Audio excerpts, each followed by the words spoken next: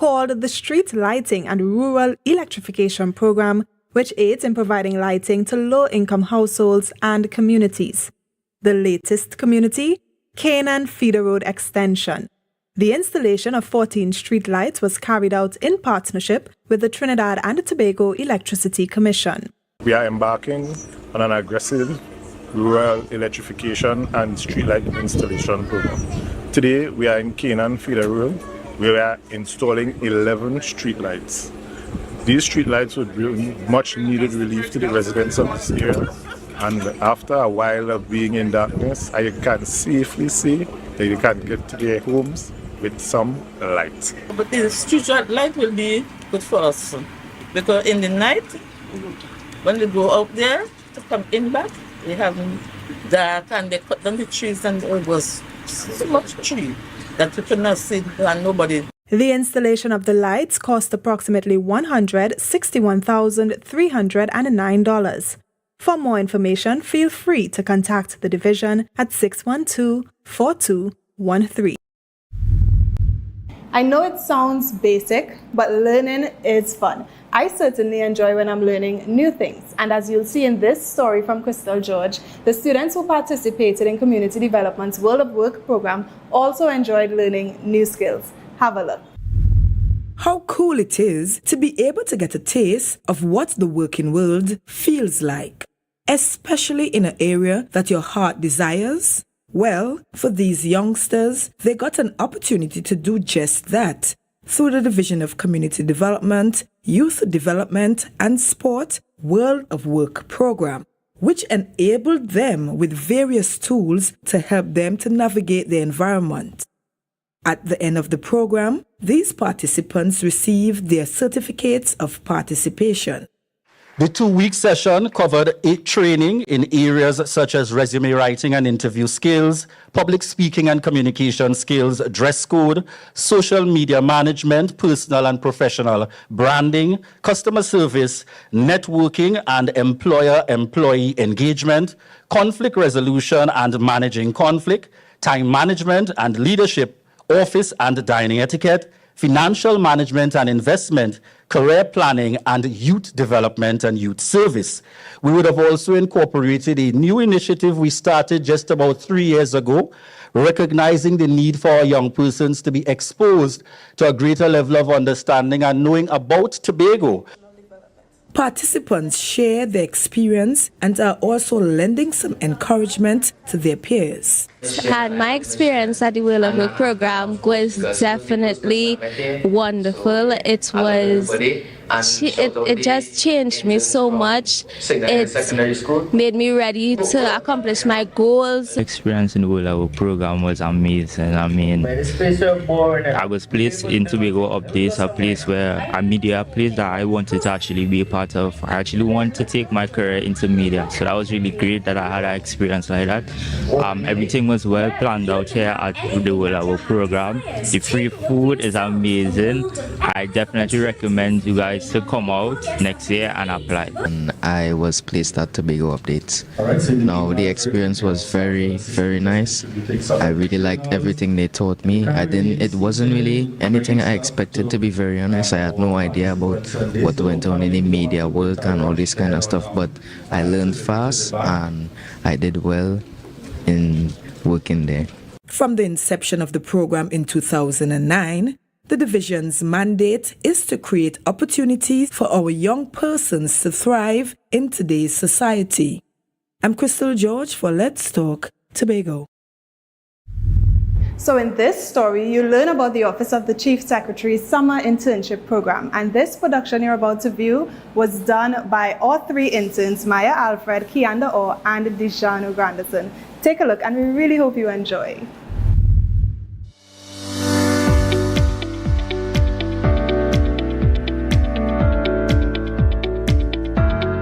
The OCS Summer Internship Program gave us the opportunity to have our first official job experience. My responsibilities would vary from the assignments that were assigned to us. However, my main responsibility currently is to contact suppliers who would have registered with procurement and tell them about the new system with the OPR where they are to register online.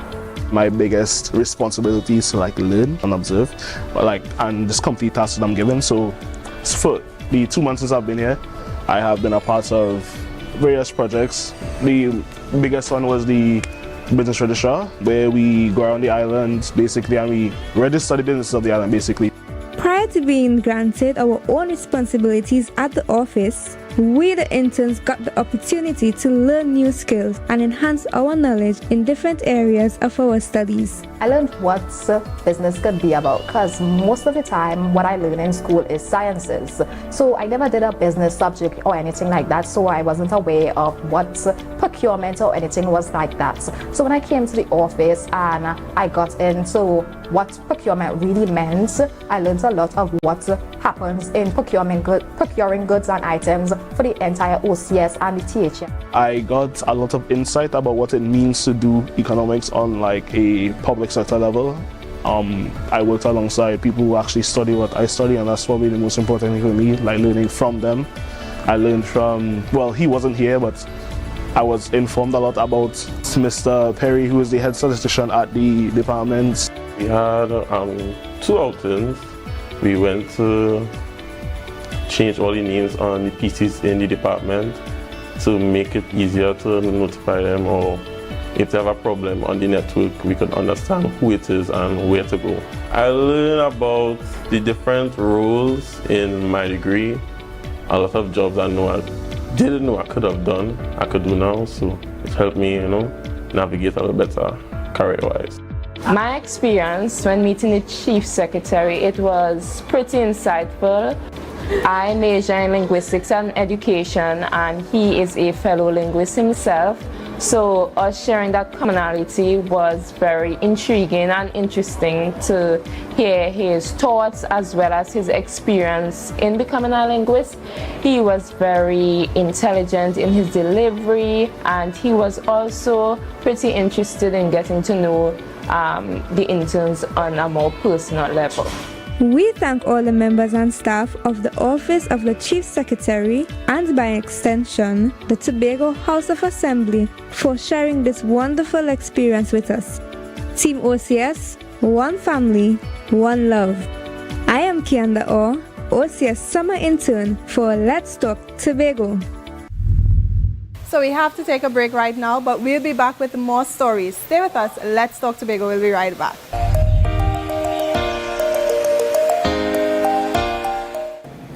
KDK Villa offers accommodation with a private pool, a terrace, and pool views. The air-conditioned accommodation is near to Buku Beach, and guests benefit from complimentary Wi-Fi and private parking available on site. This villa is fitted with 3 bedrooms, a kitchen minibar, a flat-screen TV, a seating area, and 3 bathrooms.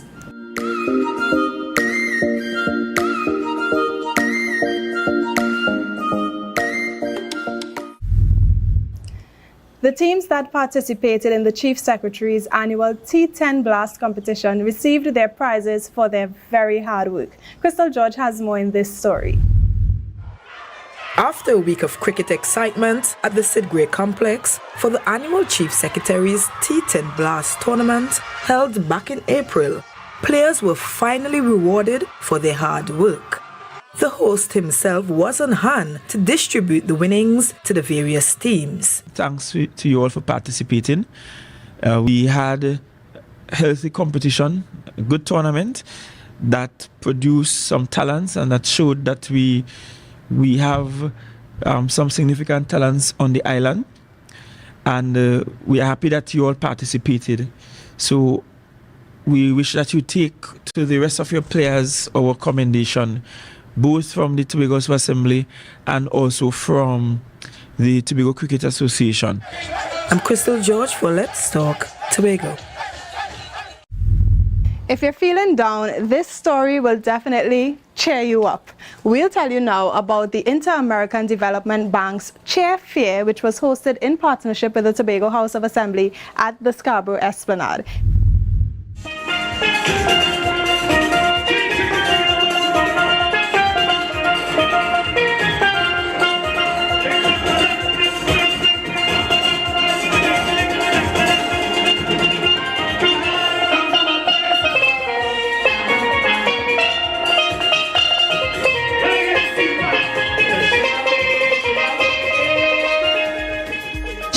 a community event. It is actually an IDB event that they are partnering with the Tobago House of Assembly to really showcase the public and private sector offerings. There were 8 thematic areas: digital transformation, health, housing, climate change. All of these areas, we just aligned them to our divisions and asked to come and showcase some of the things that they're doing in their divisions based on these thematic areas. Chair Fair is about happiness. It's about fun. In fact, the theme of Chair Fair is fun can make a difference. The aim of it is for the IDB and our partners to come to the community and speak to citizens about the work that we do, the areas in which we work, and really have engaging interactions with them so they understand the development work that we have been doing in Trinidad and Tobago. So we have supported the construction and rehabilitation of wastewater treatment plants. We have worked with blue economy entrepreneurs. We are working with TEMA to support them in the establishment of an emergency response center.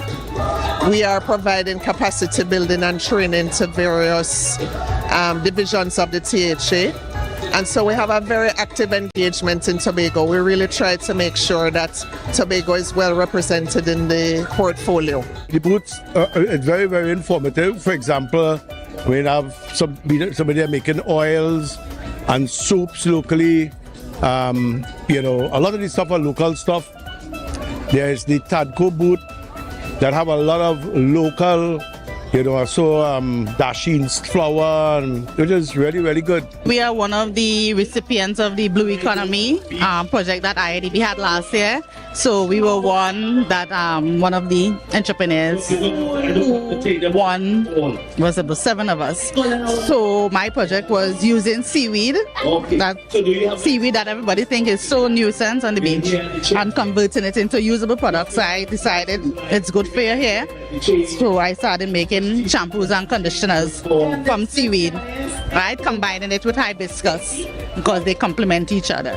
I think it's a fantastic idea. I think it's long overdue, and something like this should continue, probably yearly or biannually or something, but we should have more of this kind of thing to expose, especially the younger people, something like this. I think it's a great opportunity for all these small businesses, because a lot of people have businesses and we can make connections, we can help each other out, buy from each other, and get to showcase all the many talents that we have here in Tobago.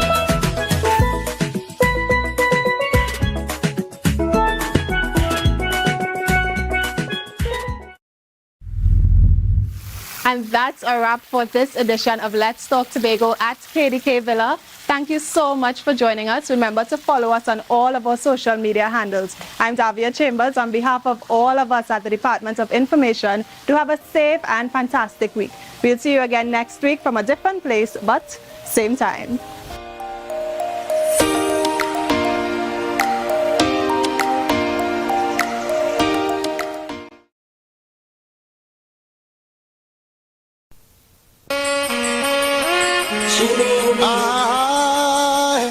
Glory, hallelujah, hallowed be thy name, oh Most High God. Glory be to the Most High God, hallowed be thy name. King of kings and Lord of lords, worthy to be praised. I ascribe to you dominion, power and grace. For all the years and years to come, you'll always be the same. It's me again, Jah, as I fall on my knees today. Help me, God, I pray. Don't wanna be carried away. It's me again, Jah, as I fall on my knees today. Help me, God, I pray. Preserve my soul today. I look around the world today, oh God, and you will see Pharisees and backbiters taking up in vanity. But I know you control my destiny, and from you all blessings flow. From yesterday, even today, and tomorrow. It's me again, Jah, as I fall on my knees today. Help me, God, I pray. Don't wanna be carried away. It's me again, Jah, as I fall on my knees today. Help me, God, I pray. Preserve my soul today. Glory, hallelujah. Bless my soul, oh Jah, oh Most High God. Say glory be to the Most High God, hallowed be thy name. The King of Kings and Lord of Lords, worthy to be praised. I'll ascribe to you dominion, power and grace, for all the years and years to come, and for our race. It's me again, Jah, as I fall on my knees today. Help me, God, I pray. Don't wanna be carried away. It's me again, Jah, as I fall on my knees today. Help me, God, I pray. Preserve my soul today. It's me again, Jah, as I fall on my knees today. Help me, God, I pray. Don't wanna be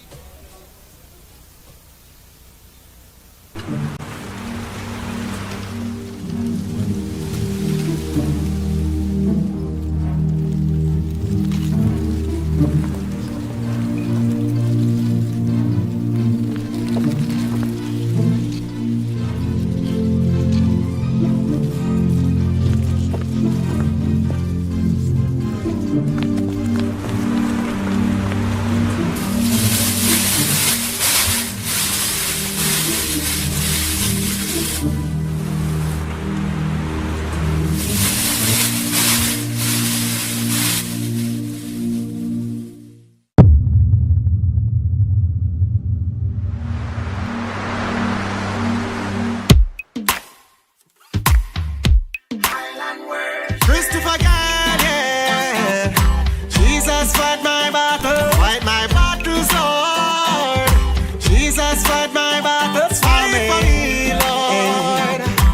Jesus fight my battles. Let me tell them, enough time the enemy run up out them off he kill me. Hey, I coulda what we do them. Them try to set trap, but Jehovah God protect me. Me feel sorry for them. Me pray to God, then him take over. Blessing, blessing, blessing run over. Send the praises up in me. God hand is around me. So me not go worry, me not fret. Jesus fight my battle. My Jesus never feel me yet. Jesus fight my battle. I put my trust in God. Jesus fight my battle. That's what this one.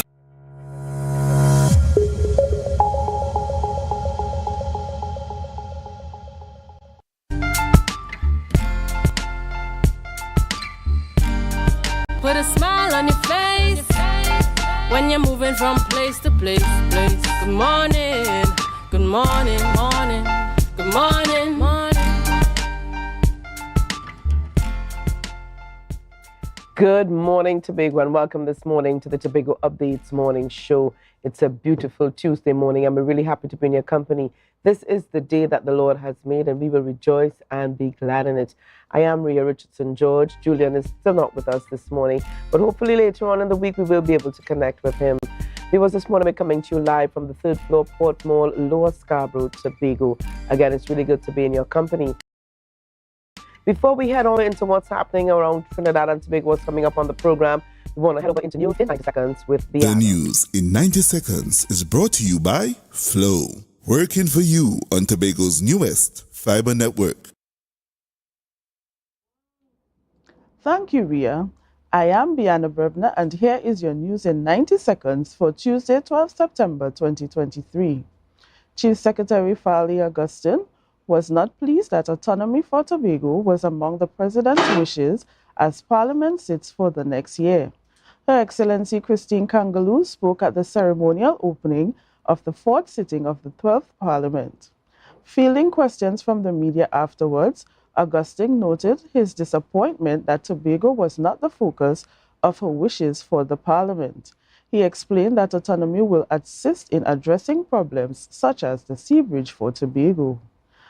Naparima's opposition MP Rodney Charles criticizes the government neglect of the Trinidad and Tobago Fire Service, commending Chief Fire Officer Arnold Bristow for shedding light on the service's challenges. Charles emphasized that the PNM administration and the MP Fitzgerald Hines has failed to prioritize the Trinidad and Tobago Fire Service improvement. This statement follows Bristow's suggestion that having a fire truck at the Santa Cruz Fire Station might have changed the tragic outcome for 98-year-old visually impaired Malcolm Diaz, who lost his life in a recent fire. Charles also points out past instances where stakeholders' concerns about fire service deficiencies were disregarded. Finally, the MV Emprendedora begins operation today, taking over for the MV Cabo Star, which is currently undergoing repairs. It's solely dedicated to transporting cargo such as construction materials, vehicles, containers, and other items to and from Tobago. Passengers will use passenger ferry for their travel. Sailing times are initially set for 2 p.m. from Port of Spain and 4 a.m. from Tobago, subject to adjustments based on the vessel's performance and Tobago loading processes. Travelers can purchase tickets for the MV Empendora via the FRX system for the MV Cabo Star. And that concludes your news in 90 seconds. Tobago, after freeness is more speed and better TV. Get a free Samsung smartphone and free installation, plus 200 megabits per second, Paramount Plus, and more for only $299 with a select 200 plan from Flow. Visit online at discoverflow.co today. Viewers, welcome back this morning. Welcome back. Again, we're live here for the Tobago Updates morning show, coming to you from the 3rd floor, Port Mall, Lower Scarborough, Tobago. And we're going to head on over into our birthday segment at this time. This is your birthday shoutouts on Tobago Updates, sponsored by KFC.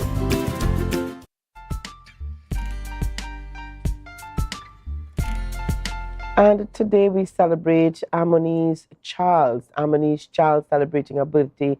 Amoni's, congratulations. Love going out to you. We trust that you enjoy your birthday today, and love from all of us here at Tobago Updates. This is certainly not a birthday, but an anniversary. And this is two of our very avid viewers. These folks never miss an episode. They are locked on every morning, and very special friends of ours here at Tobago Updates. I know that I speak on behalf of... Birthday shoutouts on Tobago Updates, sponsored by KFC. From the experts that created the Zinger sandwich comes the KFC Crispy Barbecue Zinger. The only one I see is you.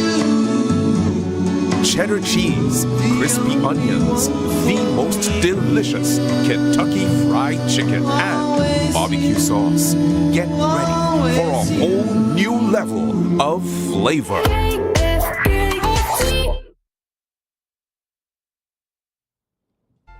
And viewers, we are back. We do apologize for that. And these are one of our avid viewers here to the Tobago Updates morning show. As we said earlier on, they never miss an episode, never miss a show. And this is St. Lambert, Mr. and Mrs. St. Lambert Williams. So happy anniversary. I understand it's 37 years of anniversary going out to you, lovely young, or 47 that is. So sorry, 47 years that they're celebrating today, and we say congratulations to you, and here's to many more happy years to come from all of us here at Tobago Updates, and that is Mr. and Mrs. St. Lambert Williams. Congratulations. All right, seems as though somebody has an itchy trigger finger this morning. Everybody, we're just anxious to get to work, and that's what happens when you're excited about what you do. All right, so yeah, that's just what's happening. So viewers, we're gonna get into what's coming up on the program this morning. We're gonna start things off this morning chatting with Curtis Williams, Curtis Williams is going to be on the program, and he's the president of the Trinidad and Tobago Chamber of Industry and Commerce Tobago chapter. And he's going to give us an update on Tobago's Seabridge woes. We're going to continue the discussion this morning, chatting with Avian Parks, Communications Director, Office of the Chief Secretary. And it's all about the Tobago Day Awards 2023. And then we're going to wrap things up this morning, chatting with Melissa Agbeko Walker, who is a food technologist attached to the Division of Food Security, Natural Resources, the Environment and Sustainable Development. And it's all about 9 simple secrets to optimal gut health. Now, we understand that gut health, in fact, it all starts in the gut. She'll tell us a little bit more about that. You don't want to miss this morning's program. So viewers, before we go, we want to recognize some of our sponsors this morning. Aquilon Hair, Classic Cuts by Aquilon. We've got Phyllis Grant and Hair Sanctuary, Port Mall, Sasha's Cosmetics, and Mateo's. Master Cobbler, Mateo's. So we say thank you to all our sponsors this morning. We say continue. For those of you who want to come on board, feel free to come on board here at the Tobago Updates television station. Well, viewers, we are going to take a break, and when we come back, lots more coming up on the program this morning. So share the live, share the live, share the live.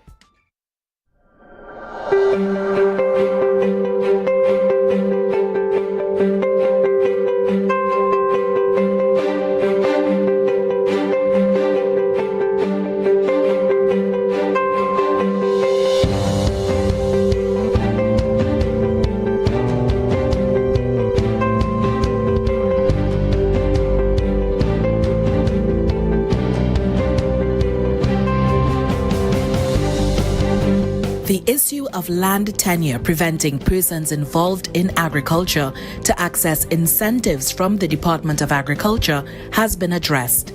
Registration and Incentive Officer in the Department of Agriculture, Tobago House of Assembly, Giselle Davis, explains. Prior, we focused on that land ownership, where you must have been the registered owner of the property. It was eased a number of years ago, where we now look at land tenure. Land tenure meaning that for me, for example, I might be an owner of a parcel of lands, and you might be interested, or you might be a relative to me in farming. So what we can do is do an agreement, a lease agreement, or I can give you an affidavit. However, whatever land tenure document the person intends on using must be a legal binding document. And also, I must show that I have the rights to give you permission to occupy the parcel of land. Even though I am not the registered owner, I might be the person in charge of and paying taxes on behalf of same. These agricultural incentives are aimed at encouraging persons to get involved in agriculture, to boost productivity, to encourage good agricultural practices, and to attract new persons to the sector. Equipment and machinery, water for agriculture, we have land preparation, there are incentives for agro-processors to bring your holding up to HACCP readiness. We have for marketing as well. So each incentive, and I must mention that there are also incentives for vehicles as well. This program is national, and all qualified persons are encouraged to take advantage of the investment.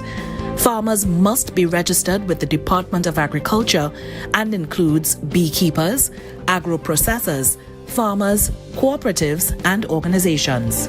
So each incentive, coming back to that, carries its own rebate percentage. So the incentive is not a before, it's after. It's a rebate system. So the person purchases, farmers, fisher folk, beekeepers, agro-processors, and we now give back up to 50% of what they would have spent. So for example, under the equipment and machinery incentive, that will cover items like your brush cutters, your water pumps, items like those.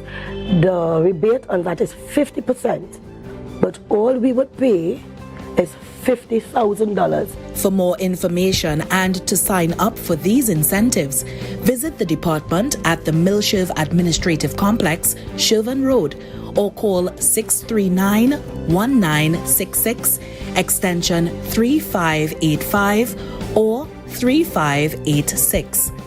The Department of Agriculture is part of the Division of Food Security, Natural Resources, the Environment, and Sustainable Development.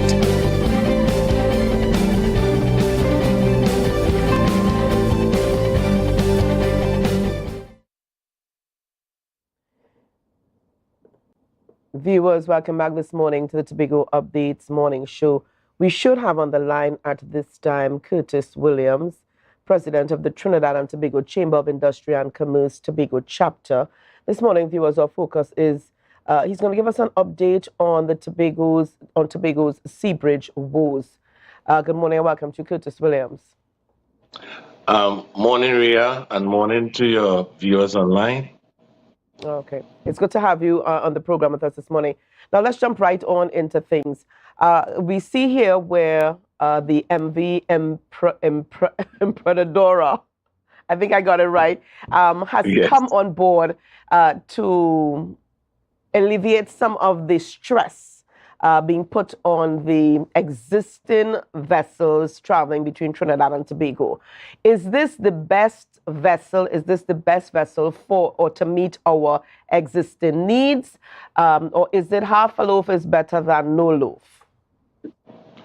Well, Ria, as you have noticed that this vessel was secured by the charter and not the Port Authority nor the government. The charter decided on its own free will to assist us by getting this vessel. There were no input from the port or the government.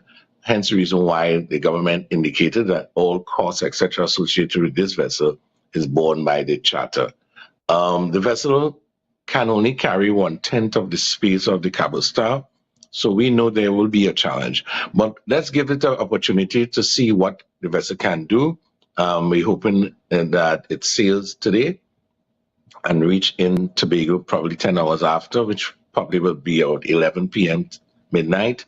I will be on the port. I will be waiting graciously to see the vessel and what it definitely can carry. And from there, we will be able to make our other comments accordingly. All right. What were your initial thoughts when this vessel did come on stream?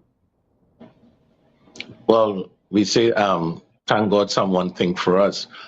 We had nothing from coming from our goodly honorable minister, nothing from our representative. We heard nothing from none of them, deafening silence.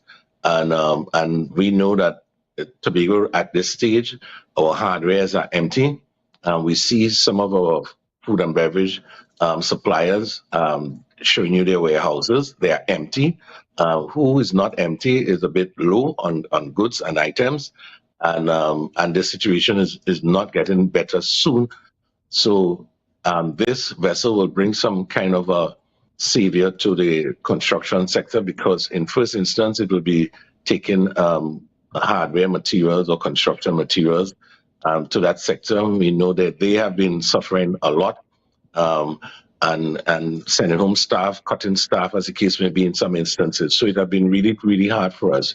And so this vessel brings a bit of savior to that area. Now, you did indicate that it carries about 1/10 of the volume. How does that really work to alleviate the stress of the business community in Tobago? 1/10 of the volume isn't that much, in my estimation. No, definitely, Ria, it's not much. And I know they're going to be a mad rush for suppliers to get stuff across on the island. And but this is what we have. This is what the charter got in place of the Cabo Star without any assistance from the Port Authority or the government. So we say thanks, and let's see how it can help us here on the island. So is it then a case of first come, first serve for the business community in Tobago? Whoever gets their stuff to the port first gets their cargo on first. How is it going to work? Ria, you said it right. You hit the nail on the head. It will be a mad rush to get your stuff across the island, because I over the weekend I went across to many hardwares and the yards are empty. And who's low on stock and don't have basic stuff. And so it's a bit challenging for most of them. The expenses stay the same, but the income have dwindled. So you can imagine, Ria, the kind of challenges these folks face.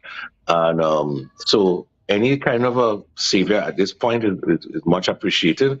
And we want to give the opportunity to see what the vessel can do. I know it's 10 hours, so it's probably 1 day on, 1 day off for us. But we're trying our best to see how we can capitalize on what we have in front of us. All right. So while this vessel is here meeting some of the needs of the people, the business community in Tobago, what is happening in the background with regards finally alleviating the stress and the strain of the Seabridge woes?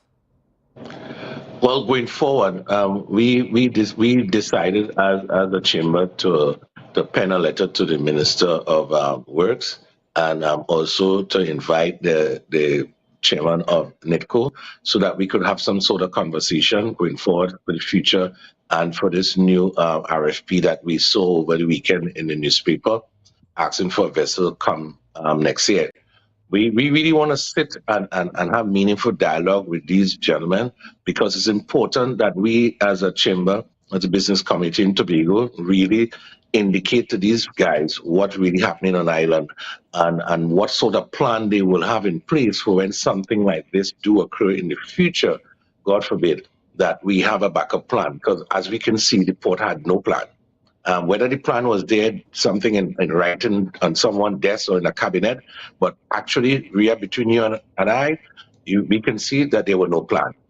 There were no plan in terms of even to save the Coast Guard to get out there. There's nothing. There was no plan that no one could activate that could have given us some sort of assurance that things would be pretty smooth on island. You can imagine those truckers came back to Tobago with all their trucks and trailers, and up to now, those trucks and trailers cannot get back to Trinidad.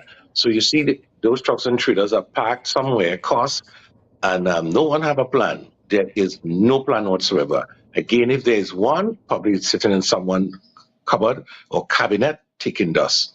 But realistic, there's no plan of action we see coming out from the government or the Port Authority in the sense that when an accident like this happens, what happens and what we can do. Okay, we need to take a very quick break here. We want to thank you for joining us. We will be back with you just after the break. Curtis Williams. We take a break, and when we come back, lots more coming up on the Tobago Updates morning show. Share the live, share the live, share the live.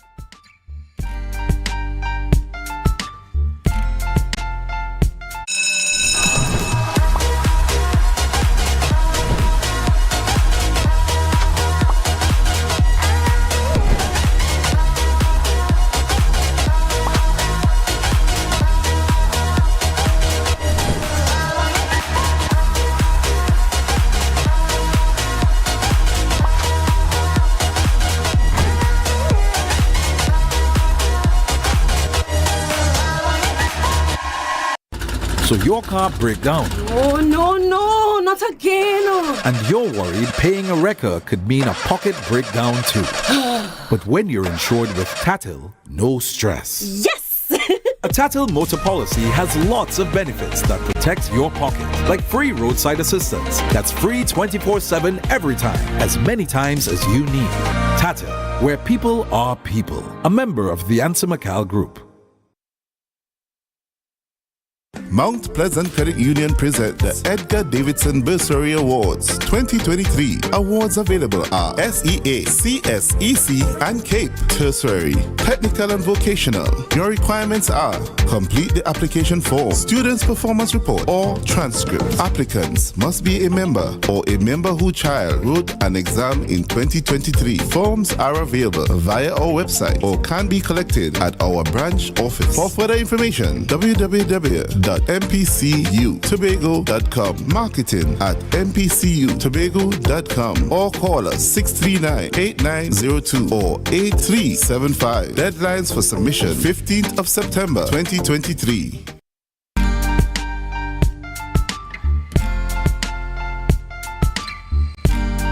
Put a smile on your face when you're moving from place to place. Good morning, good morning, morning. Good morning. Viewers, welcome back this morning to the Tobago Updates morning show. We are still chatting this morning with Curtis Williams, President of the Trinidad and Tobago Chamber of Industry and Commerce, Tobago chapter, giving us an update on the Tobago Seabridge woes. Curtis Williams, yes, we're back with you. Now, let me ask you here, Mr. Williams, who absorbs the cost of the expenses incurred by truckers who get stranded in Tobago? You mentioned earlier that truckers would have come to Tobago to deliver goods, and they would have been stranded here for a few days. But who absorbs the cost of all of these expenses?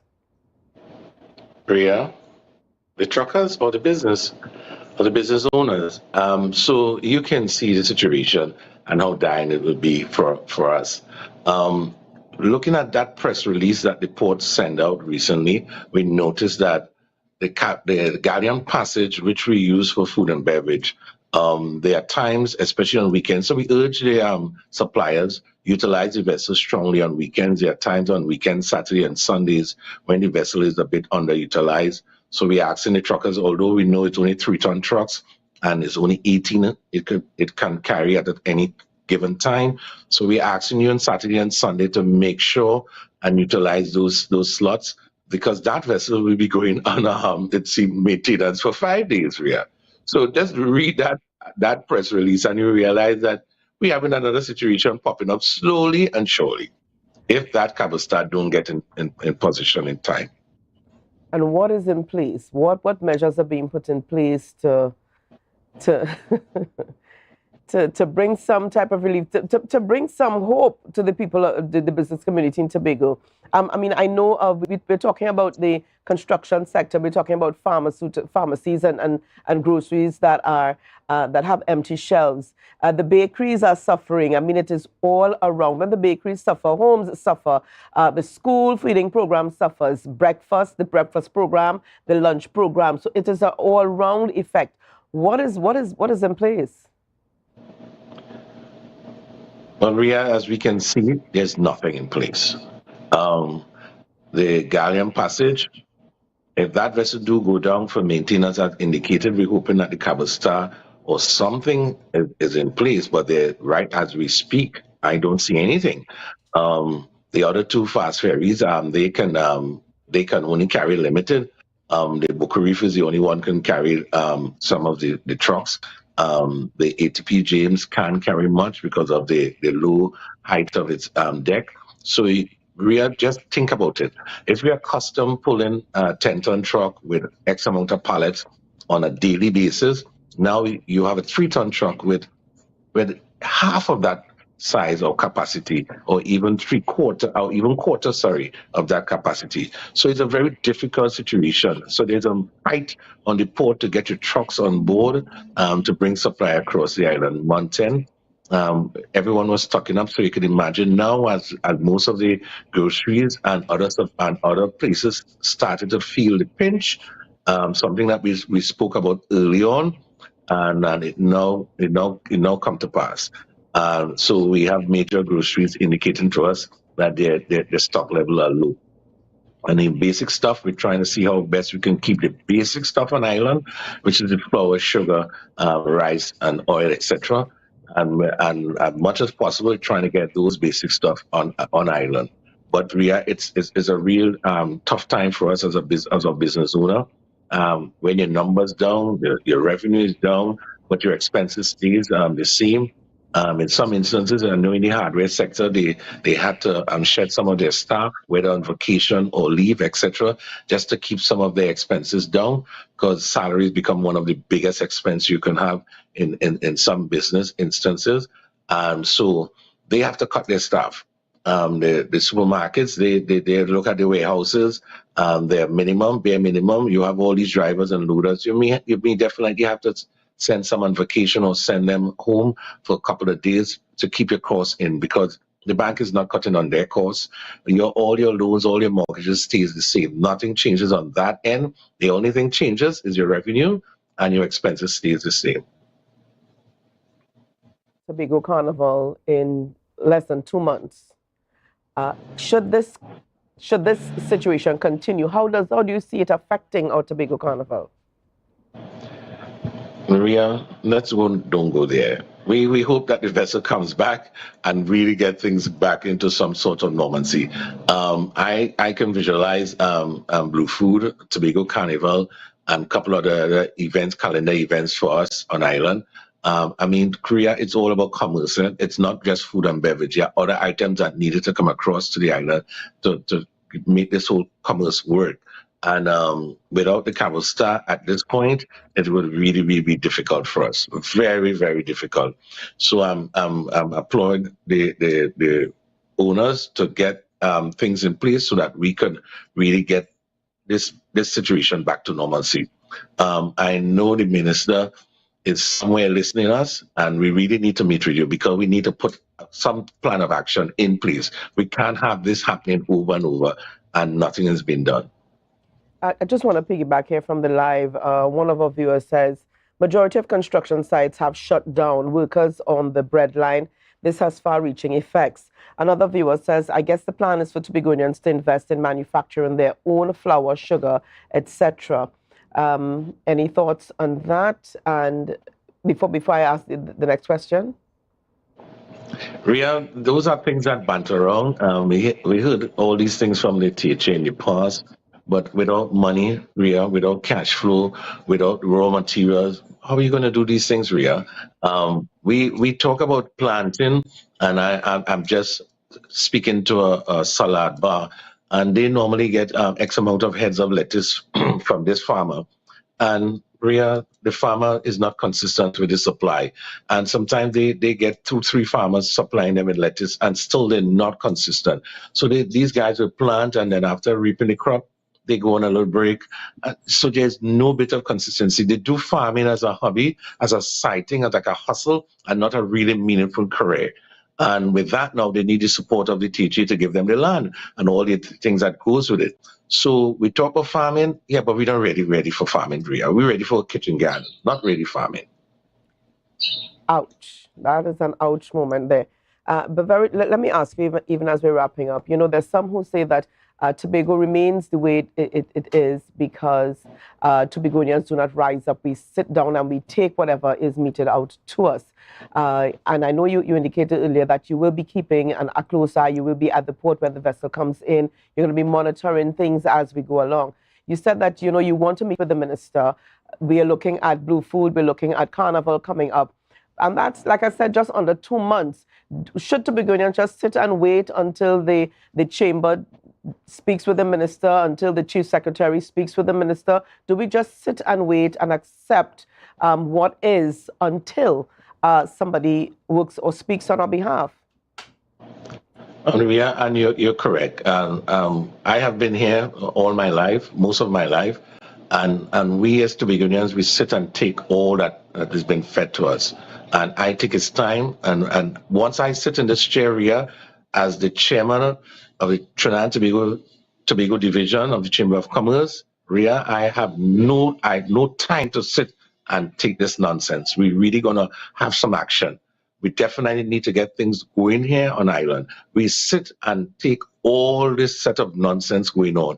And it's time we move, time we have action on island, Ria. We know it's a bit difficult for us, some of us. We can't even meet our commitments. They're promises met by all.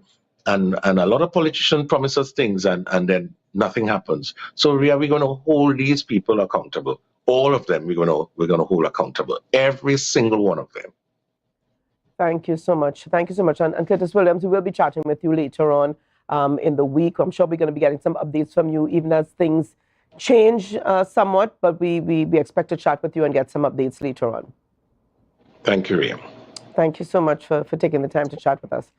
Viewers, lots more coming up on the Tobago Updates Morning Show. We will take a break, and when we come back, we chat with Miss Avian Parks, Communications Director, Office of the Chief Sec, and it's all about Tobago Day Awards 2023. Share the live, share the live, share the live. There's a new date for Tobago Swim Fest, September 17th, 2023. Come and witness the main event, the 4-kilometer swim from Pigeon Point to Buku Point. More than $25,000 in prizes. It's a family affair, so come out from 11 a.m. on the beautiful Buku Beach. There'll be swimming races, sandcastle building, and seafood on sale. Come and enjoy a fun day at the beach. Calling swimmers from Crown Point to Charlottesville. Registration on the day.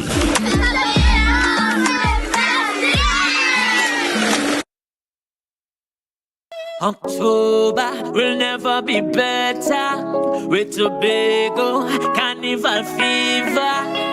Book your passage and come on over.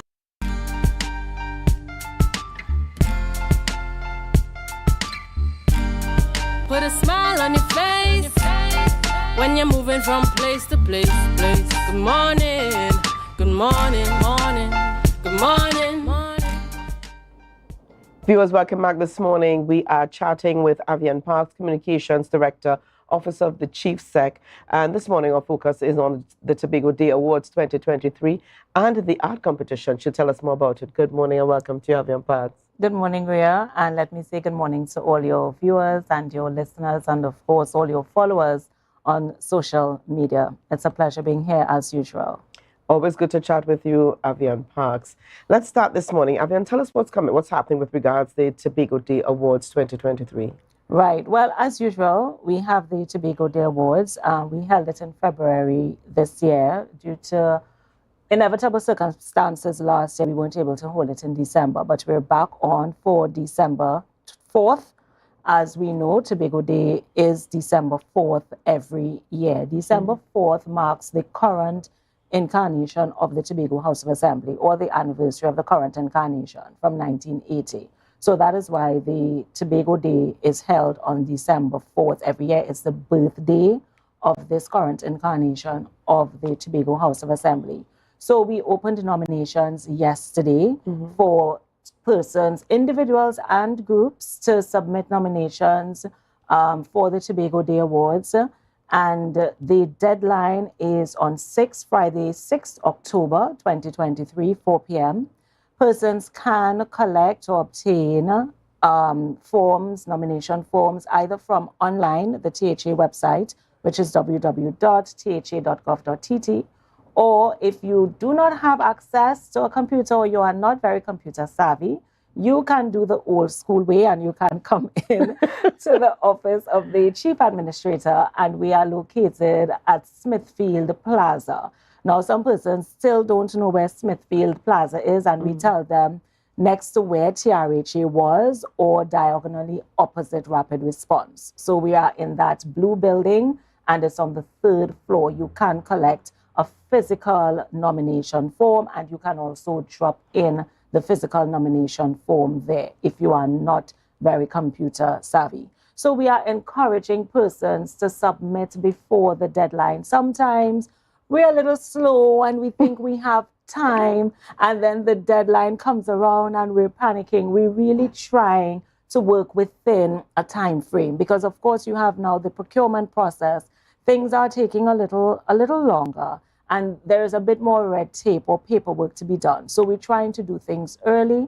We're trying to get everything organized in time for December 4th. So we would not want to extend that deadline of Friday, 6th October. So please get in your nominations early. There are so many groups and individuals doing such great things in Tobago over the last year. So I really implore persons to get in those nominations early. Avian, remind us of the categories for persons. Right. So we have persons are awarded in public service, political service, sport, culture, education, technology.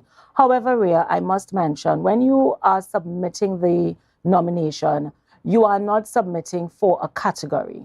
So you basically submit a name or an organization. You indicate why you think this person or organization is deserving of an award. There is a nominations committee that is spearheaded by the sitting Chief Administrator, and that nomination awards committee will determine the category of award that the person is deserving of.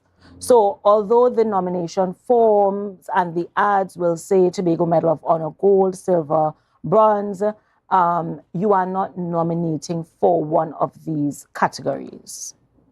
You are nominating a name or organization. Or an organization. The awards committee will determine the category that this name, this individual or organization is deserving of. And then once that part is finished, it's then submitted to the Chief Secretary and the Executive Council for final approval. What are some of the factors that are taken into consideration for one being awarded the gold, silver, or bronze? Well, I don't sit on the nominations committee. It tends to be made up of external persons. So as far as I know, the only THA person that really sits is the one who spearheads, the chief administrator, and they will have their criteria. So I can't speak to that directly, but as in most awards or these types of ceremonies, they would look at the depth and the length of whatever the person is submitting. So, you know, it can't be something very, very frivolous. And I'm not saying that to dissuade persons, but I still prefer to let the awards committee determine that. Okay, so I wouldn't want to prejudge. Okay, granted. You mentioned that the deadline date is the 6th of October, and persons can register online. Online, so it's on the THA website, which is www.tha.gov.tt. So you can get the nomination form there as well. Okay, again, the old school way. And the old school way, you can come into Smithfield Plaza, Office of the Chief Administrator, and we are located diagonally opposite Rapid Response Building or next to where TRHA was located. And we're on the 3rd floor. Or also, we used to have the Aldi supermarket in that compound. A lot of persons... Aldi's, yes. Yes, a lot of persons are familiar with or were familiar with Aldi when they were located there. So we also use that as a landmark. I mean, they're no longer there. But it's the same compound. You go up to the 3rd floor. Okay. Now, Avian, you indicated earlier on, you know, as we must be talking about the Tobago Day, remind our viewers this morning, what was the initial intent or purpose behind the Tobago Day Awards? Well, initially we used to have Assembly Day. That's what it was called. And I don't know if you remember, Ria, but all the divisions of the Assembly used to, sometimes it would be on the Esplanade or wherever, and showcase what they did as we commemorated the anniversary of the Assembly. And then it was called the Chief Secretary's Awards. But in 2011, a motion was moved in the House by Claudia Groom-Duke as she felt that the Assembly Day or the Chief Secretary's Awards was a bit limited, and they wanted to expand it to all of what Tobago represented and the different things and areas that persons were involved in Tobago. So that's when it sort of spread its wings in 2011, and the Tobago Medal of Honor was then introduced, and then it was changed to Tobago Day Awards. So we had the Assembly Day, and then we had Chief Secretary's Awards, and then we're now Tobago Day Awards. But it's still held on December 4th, which is the birthday of this Tobago House of Assembly. And a lot of people don't remember that or don't know that. So every year they ask, when is Tobago Day or when is Tobago Day Awards? It's always held on December 4th. We celebrate Tobago Day on December 4th every year, the birthday of this incarnation of the THA. Now, I remember, and this is quite recent, where even at the secondary schools, they used that day as well to highlight the importance of the Tobago House of Assembly and share some education on the Assembly legislature. Does that still occur, or is it all about the award ceremony? It still occurs, but it's really an initiative of the schools. So the schools take that up as something they want to do for their students. And I know bishops had done it a couple of years, and they had, you know, really lovely presentations.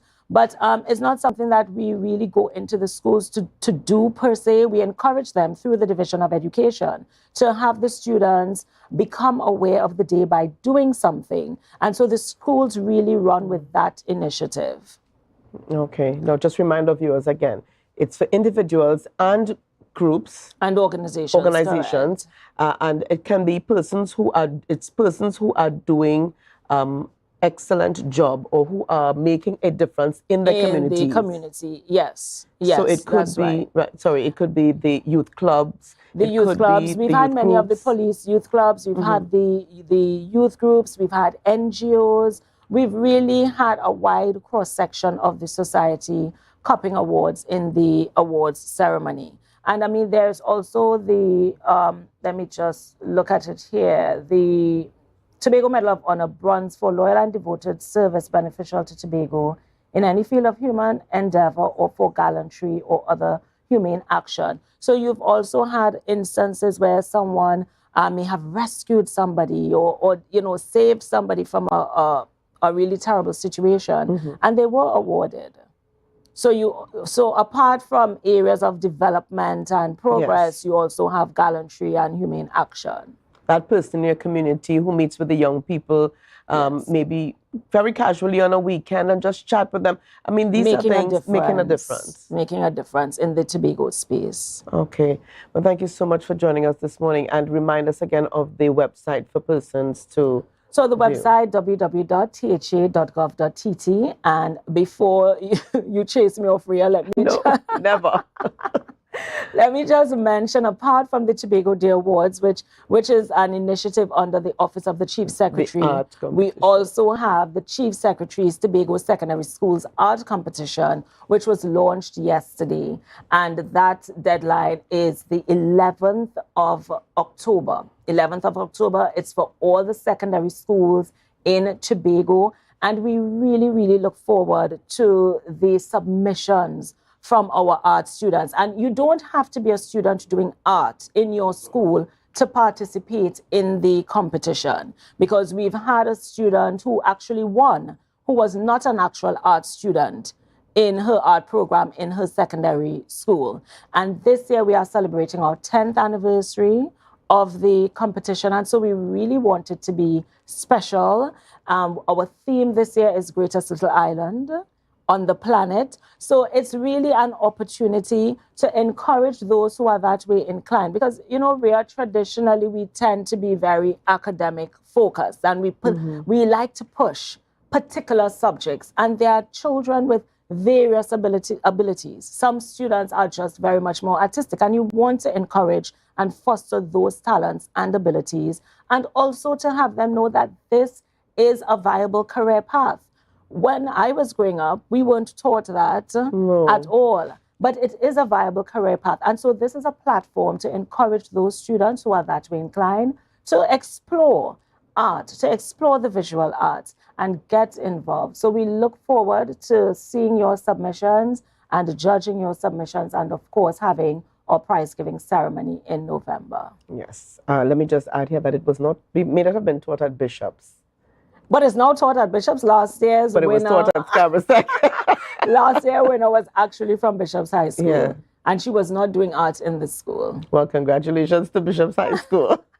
All right. And I love the opportunity here for persons, as you mentioned, those who are within the art program and those who are not attached to the art programs at their schools. But is it only for students? It is only for students. So it's only for Tobago secondary school students. Yes. Okay. Thank you so much, Avian Parks, for chatting with us this morning, and all the best to you. Thank you very much, Rhea. Thank you to your viewers and listeners. All right, well, viewers, we continue on this morning.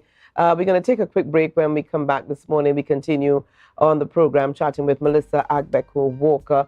And this morning's all about 9 simple secrets to optimal gut health. You don't want to miss it. So share the live, share the live, share the live.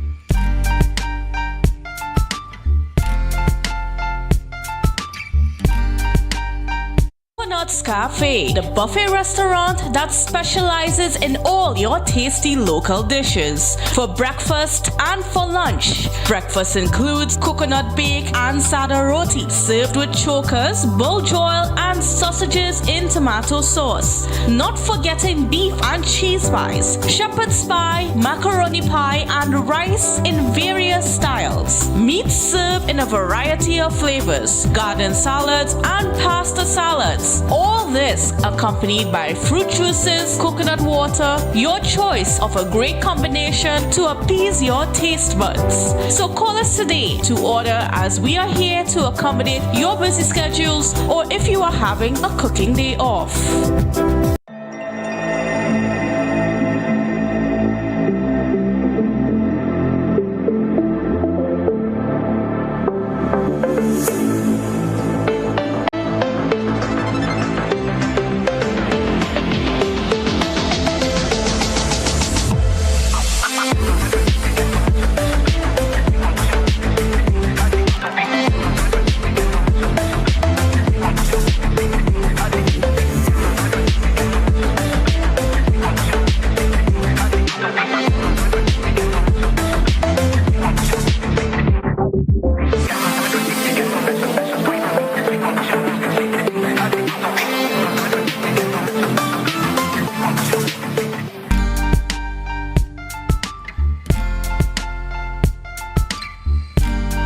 Put a smile on your face when you're moving from place to place. Good morning, good morning, morning, good morning, morning. Viewers, welcome back this morning. We are chatting with Melissa Agbeko-Walker. She's a food technologist attached to the Division of Food Security, Natural Resources, the Environment and Sustainable Development. And this morning, viewers, our focus is on 9 simple secrets to optimal gut health. Good morning and welcome. Good morning, viewers. Good morning, listeners. And thank you all so much for having me this morning. It's good to have you on the program. Thank you. Now, I want to start things off this morning asking the question. We talk about gut health, but what is gut health? Okay.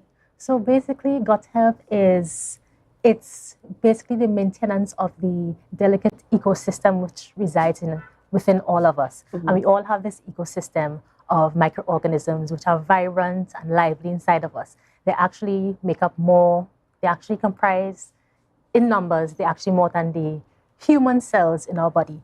And the gut is more than just our stomach.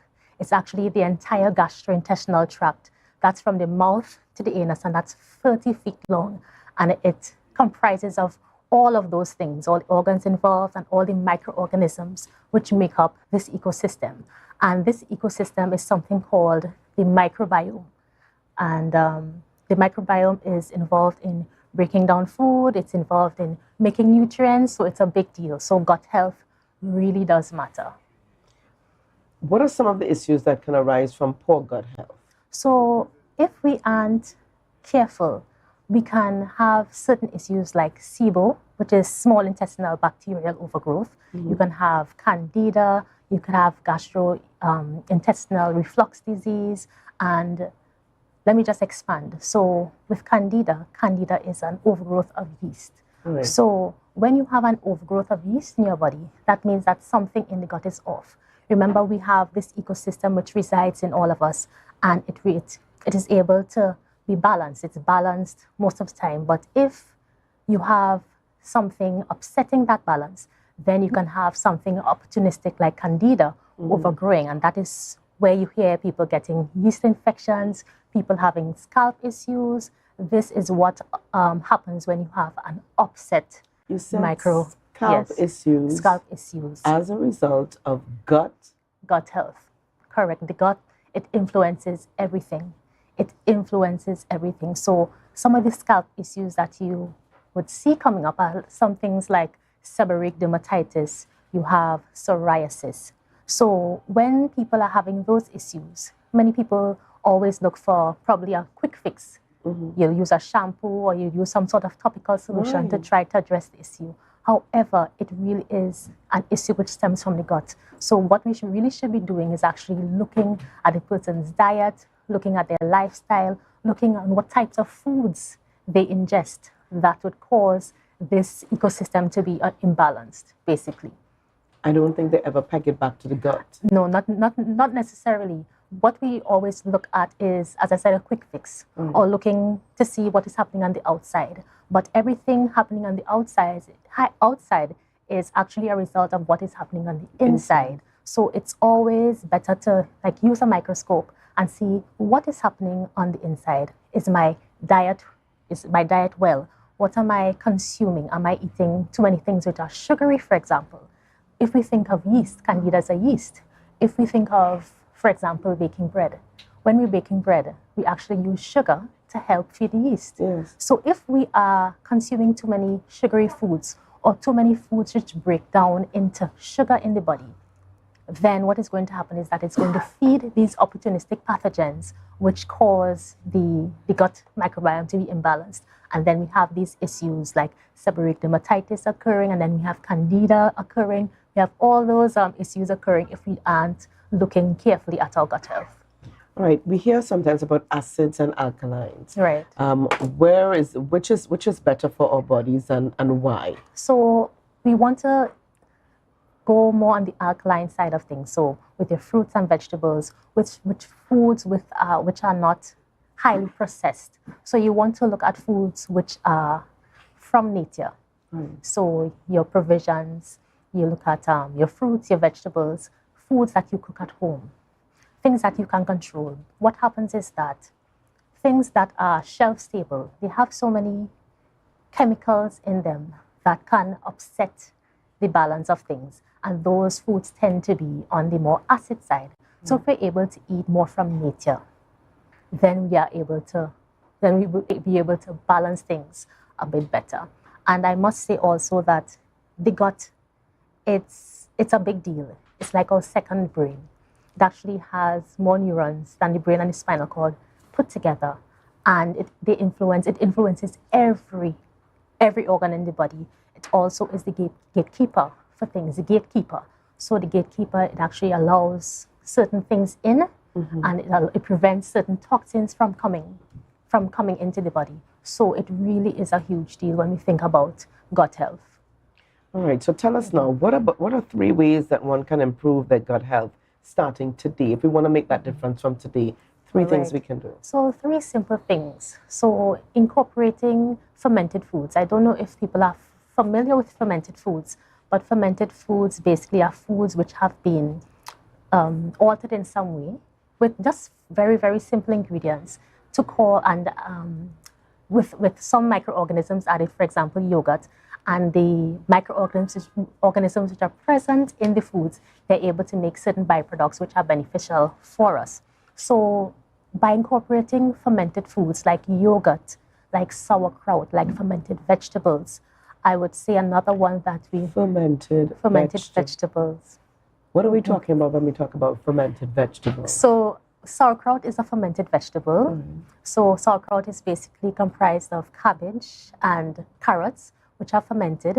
So basically you would add some salt to the raw cabbage and the carrots, and then you massage it, produce some liquid, and then you cover it so that the beneficial microorganisms which are present, they can actually proliferate in that environment. And when you consume that food, it actually is beneficial for your gut because it makes byproducts, it makes different acids which are beneficial for your gut. Those sorts of things that are produced by these fermented foods. And being part Ghanaian, there's a food called banku, which is made in Ghana, and it's basically fermented cornmeal. If you listen to the word banku, it sort of sounds like cuckoo, and it's basically that.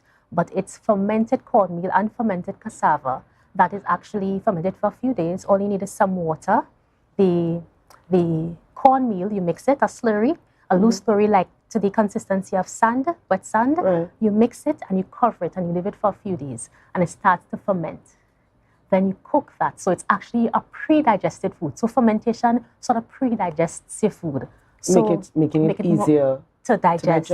Correct. So when you eat banku, and banku is consumed on a very regular basis in Ghana, and in many other cultures around the world, you'll find that they have some sort of fermented food that they incorporate into their diet.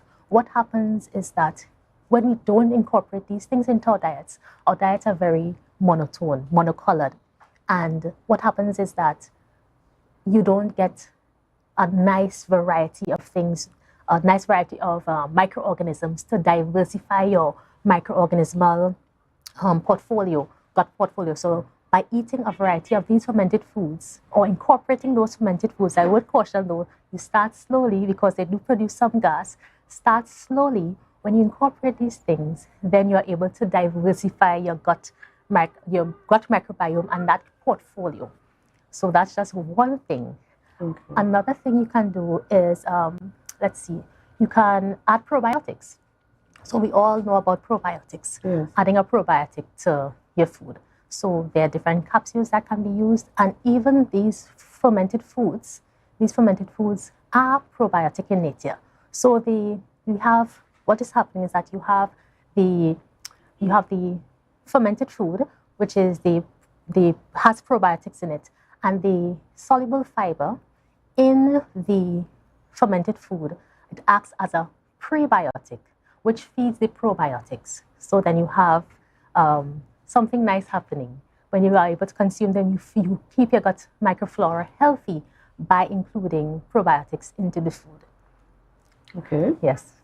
And one more thing that you can do actually is to just slow down and be mindful when you're eating. Many times when we're eating in a rushed state. We're eating while multitasking, doing something else, and we are not focusing on what we're doing. So by the time we finished a plate of food, it doesn't register that we are full because we have not focused on consuming that meal and eating mindfully. And what I mean by eating mindfully is chewing every bite. Chewing, masticating, that's what it's called, mastication. You chew, and then you swallow so that you don't give the digestive system any additional work. We don't have teeth in our stomachs. We have teeth in our mouths, and they're there for a reason. They're there to chew the food thoroughly so that the digestion goes smoothly. Many of us just cut and swallow, and that does us no good. So because we're busy, we're on the go. Definitely. So take time. Just 10 minutes if you need 10 minutes. Sit down without distractions and sit and eat and consume that meal so that it's digested properly. Thank you so much. You're very welcome. Ms. Abeko, thank you so much for chatting with us this morning. I think this was some definite food for thought. But you mentioned the fact that you are from Ghana. You have Ghanaian, but you're part Ghanaian. And one of the things I've realized as a Caribbean people, we love to gravitate towards the African and the Ghanaian heritage. Yes. But a lot of the good stuff we're not holding on to. Or eating habits. Certainly, if we were to return to those roots, I think we'll be a healthier people. Definitely. And return to the ancestral way of eating, and then we can correct many of the issues that we see happening where, for example, non-communicable diseases are concerned. We could alleviate a lot of those issues by returning to the way our ancestors used to eat. Thank you so much. You're welcome. How can persons contact you? You can contact me at 728-1181. I am at the Division of Food Security, Natural Resources, the Environment and Sustainable Development, and I'm a part of the marketing department. I'm the food technologist there. So if you happen to pass by and you need to contact me, you can contact me there, and then our help desk. You can also contact the help desk at 639-1966 extension 3550 or 3554. And you can speak to someone there who will be able to guide you better.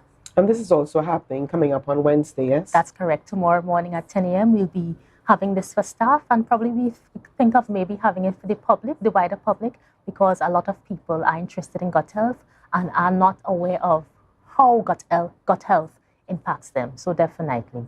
Definitely. Thank you so much. You're welcome. I think this is a must attend for a lot of us, okay, to correct some of the ills. Thank you again for being on the program with us this morning. Thank you so much for having me, Ria. A pleasure. Thank you. Viewers, we're going to leave it there for today. We want to thank you so much for joining us. We've got GMT coming up, and Candace has got some really interesting guests coming up on the program this morning. So even as we wrap up and we say goodbye to you and have a great day, we're going to head over to Tobago Notes. So see you tomorrow. Bye-bye, everybody.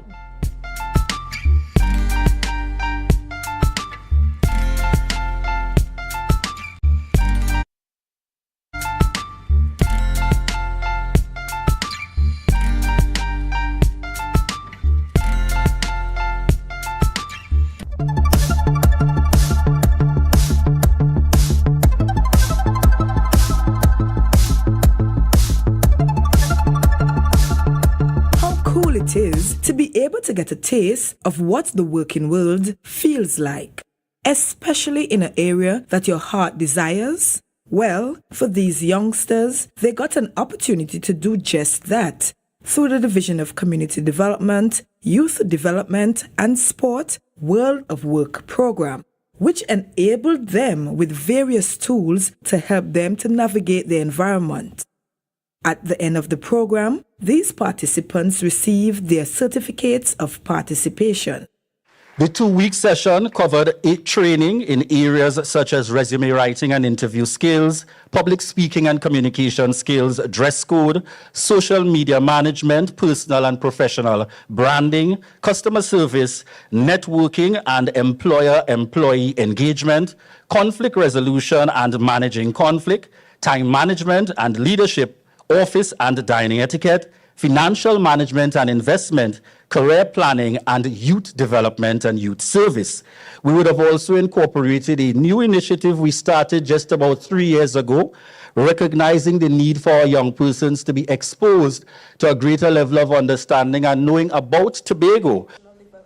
Participants share their experience and are also lending some encouragement to their peers. And my experience at the World of Work program was definitely wonderful. It just changed me so much. It made me ready to accomplish my goals. Experience in the World of Work program was amazing. I mean, I was placed in Tobago Updates, a place where a media place that I wanted to actually be a part of. I actually wanted to take my career into media, so that was really great that I had an experience like that. Everything was well planned out here at the World of Work program. The free food is amazing. I definitely recommend you guys to come out next year and apply. I was placed at Tobago Updates. Now the experience was very, very nice. I really liked everything they taught me. It wasn't really anything I expected, to be very honest. I had no idea about what went on in the media world and all this kind of stuff, but I learned fast and I did well in working there. Now, this was all because of the World of Work program. Now, from the inception of the program in 2009, the division's mandate is to create opportunities for our young persons to thrive in today's society. That was a production of the Department of Information, Office of the Chief Secretary, Tobago House of Assembly.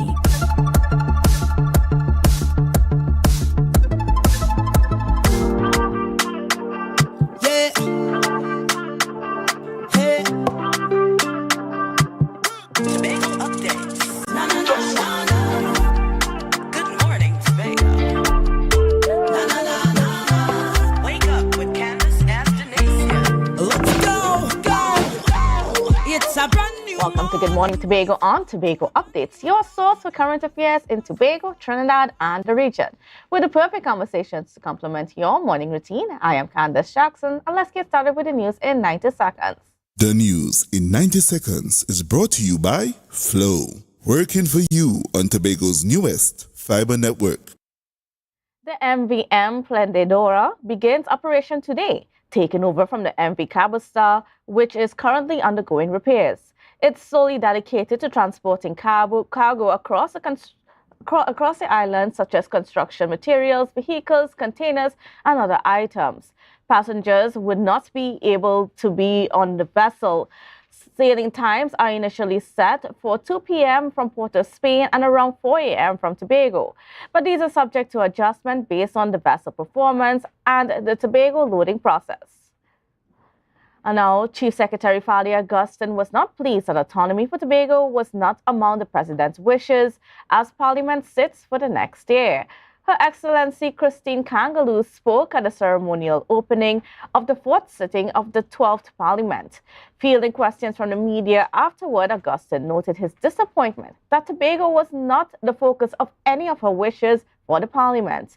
He explained that autonomy for the island is critical and will assist in addressing problems such as the Seabridge for Tobago.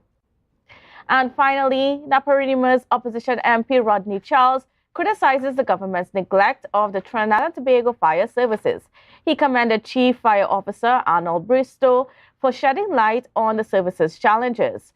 Charles emphasizes that the PNM administration and MP Fitzgerald Hines has failed to prioritize the TTFS improvements. This statement follows Bristow's suggestion that having a fire truck at Santa Cruz Fire Station might have changed the tragic outcome for a 98-year-old visually impaired Malcolm Diaz, who lost his life in a recent fire. Charles also points out that past instances where stakeholders' concerns about the fire service deficiencies were disregarded. And that concludes your news in 90 seconds. Tobago, after freeness is more speed and better TV. Get a free Samsung smartphone and free installation, plus 200 megabits per second, Paramount Plus, and more for only $299 with a select 200 plan from Flow. Visit online at discoverflow.co today. Welcome back to Good Morning Tobago. On Tobago Updates, viewers, you know, Carnival is just around the corner, and it's actually coming a lot quicker than you think it is. So this morning we're going to have a conversation about the security for Carnival, something that everybody should be aware of, whether you are going to be a participant or promoter, if you're going to be holding events and so on. There's some things that you need to know about. So as we get ready for the Tobago Carnival, we are being joined by ACP Mr. Carlos Hazel from the TTPS this morning. So a special good morning and welcome to you, sir. How are you doing? I'm fine, Candice. And it's always a pleasure to have you on with us. It's delighted here as well. Of course, as the Assistant Commissioner of Police, it is always my responsibility to communicate with the Tobago public, to educate, to sensitize what the police have been doing. And of course, our plans, both proactive and reactive plans, in terms of treating with the public. I am delighted to be here to inform and educate the public of Tobago. All right, so let's get started with some of the security measures that are going to be put in place for the Tobago Carnival. Well, we know that Carnival is going to be centered around Scarborough. So could you give us an idea of, you know, what is the police putting in place to make sure that, you know, Scarborough is protected, or the things that the public should be aware of, whether it be future restrictions and that sort of thing? Okay, so what I should say, meetings has started with the organizing committee of the Tobago House of Assembly. Just yesterday, we had discussion with the secretary and her team, and we had a very successful meeting thus far in terms of ensuring that plans are on the way.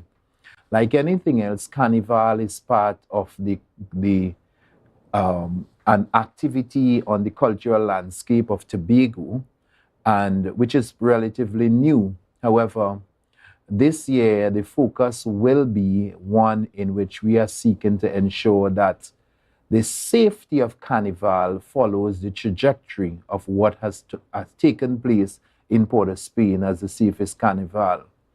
I am happy to say that I've had the privilege to lead the Carnival as the goal commander, sitting in Port of Spain. And based on some of the plans that had been implemented last year, it is my intention in order to bring it to Tobago. Having said that, we have started initial planning in order to ensure that safety is paramount to our locals first and to our visitors alike. And thus far, we have been setting up meeting with a multi-stakeholder grouping to ensure that the Carnival rolls out to be what we want it to be, safe and secure. What are some of the points that I would want to note at this time initially is that there's going to be an operation plan outlined for the Carnival for all events that will take place, both private and public events. In the meantime, we are asking some of our stakeholders, particularly those in the hospitality industry, the bed and breakfast areas, that while we welcome people to the destination, as people seems to now book accommodations and stuff like that to meet for Carnival, it is critical that we identify who we are letting into our space. It is not just running behind the mighty dollar, but of course, let us be safe rather than sorry in ensuring that the persons with whom we are allowing to enter our dwelling are persons not with that has criminal intent and a criminal background, and perhaps is there to do other things rather than just to have a good time of wine and jam for Carnival. So how should some of these hoteliers and guest house owners, how should they screen their guests before they come in? Okay, so they have initial bookings that they are going to take from persons. We are offering the service in terms of the police service to ensure that we can do a very quick background check based on our database on the persons with whom, to ensure that their records, criminal records, are intact and that they are a suitable guests to accommodate into their dwelling. So we would really want to advise persons, not just say yes without you contact the police, contact the divisional CID office, do a quick check, ask for a quick check on persons who you obviously for some reason may not have known. I'm not talking here about the regular persons with whom you have known and they are accustomed coming to your place and stuff like that. I'm talking to the ones in which you do not have any history of, so that we can be able to treat with that and to help persons in that vein.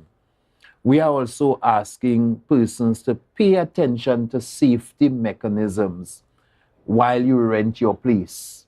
Of course, there's right now there are lots of what I call hard targeting security devices that are outside that persons can utilize to ensure that they keep their dwelling place safe.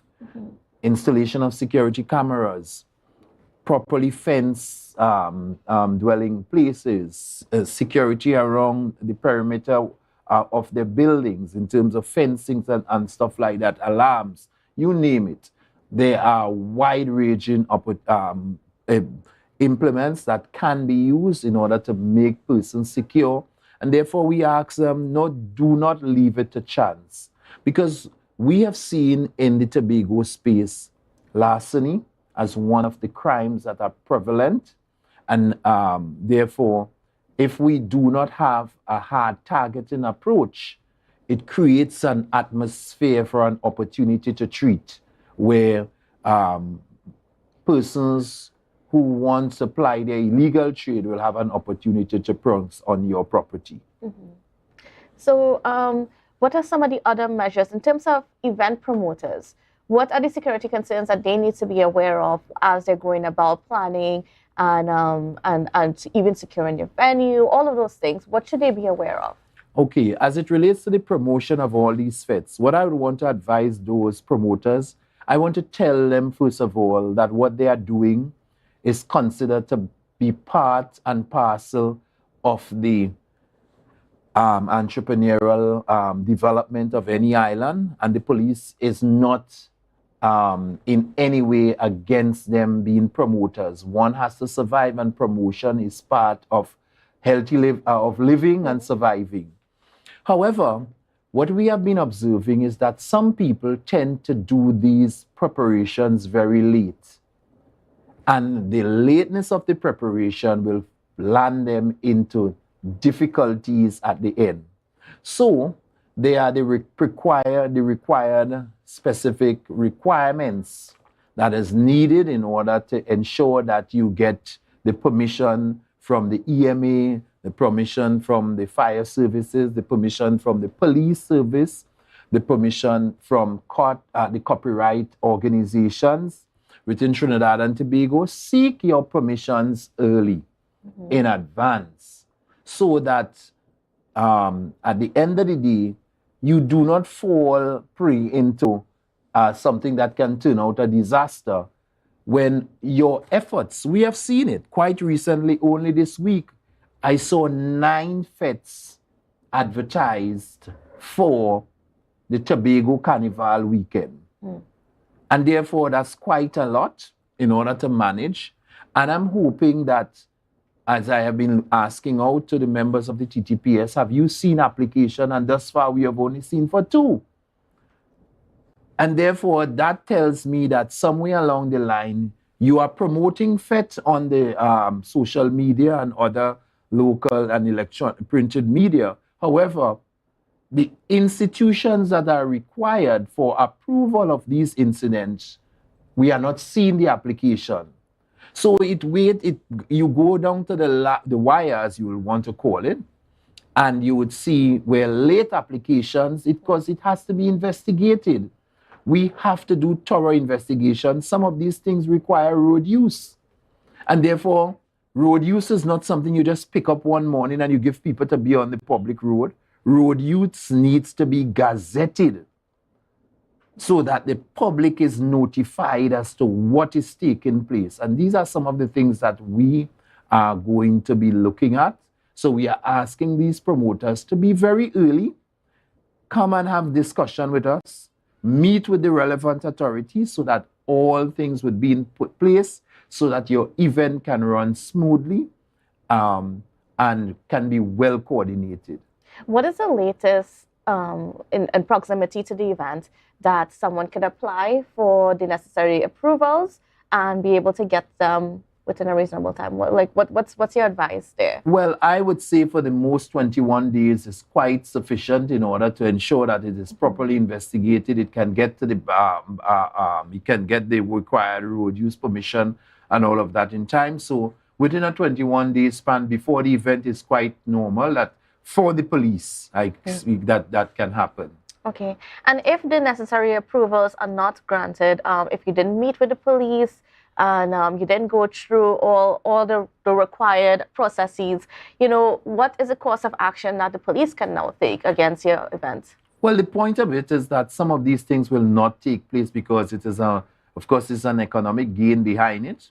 And for most of it, if you're operating without a bar where you intend to make money, the bar license is not granted, the function cannot happen. The function most of the times will not happen. And these are some of the setbacks to promoters' event. Other than that, the police will be able, if there's no authority in order to keep to have the function, of course, it will be shut down. Now, what are the other concerns that we need to be aware of as we look ahead to Carnival? Okay, so as we talk Carnival, some of the discussions yesterday centered around the whole idea. In our planning this year, we are going to be very succinct and ensure that we are information-driven in terms of our execution of the plans that we are going to. So we're going to be talking first. Today, we go to look at the route. And we're going to concretize with having the stakeholders walk the route, see the route at. We are going to be focused on, in terms of pointing out infrastructural development, so to ensure that our locals and our citizens are safe. In that way, we are going to look to ensure that we don't wake up with a headline for you guys in the news to say that they're potholes in the area, so people got their foot broken and stuff like that, where we're going to have the route for Carnival. We're now going to be in an area where we're going to look to ensure beforehand that there are no low-hanging wires, both electrical and cable and otherwise, that is going to prevent the masquerader from properly reveling around the streets of the route. So we're going to identify and treat with that. We are going to look in terms of discussing where we place our taxi stands, where people can commute, where people can be able to get it and publish that pretty early so that the public is well informed. We are going to go as further in terms of ensuring that we identify areas where the people can be able to, as muster points, where persons can be able to operate in terms of our operation. We are going to look towards the whole question of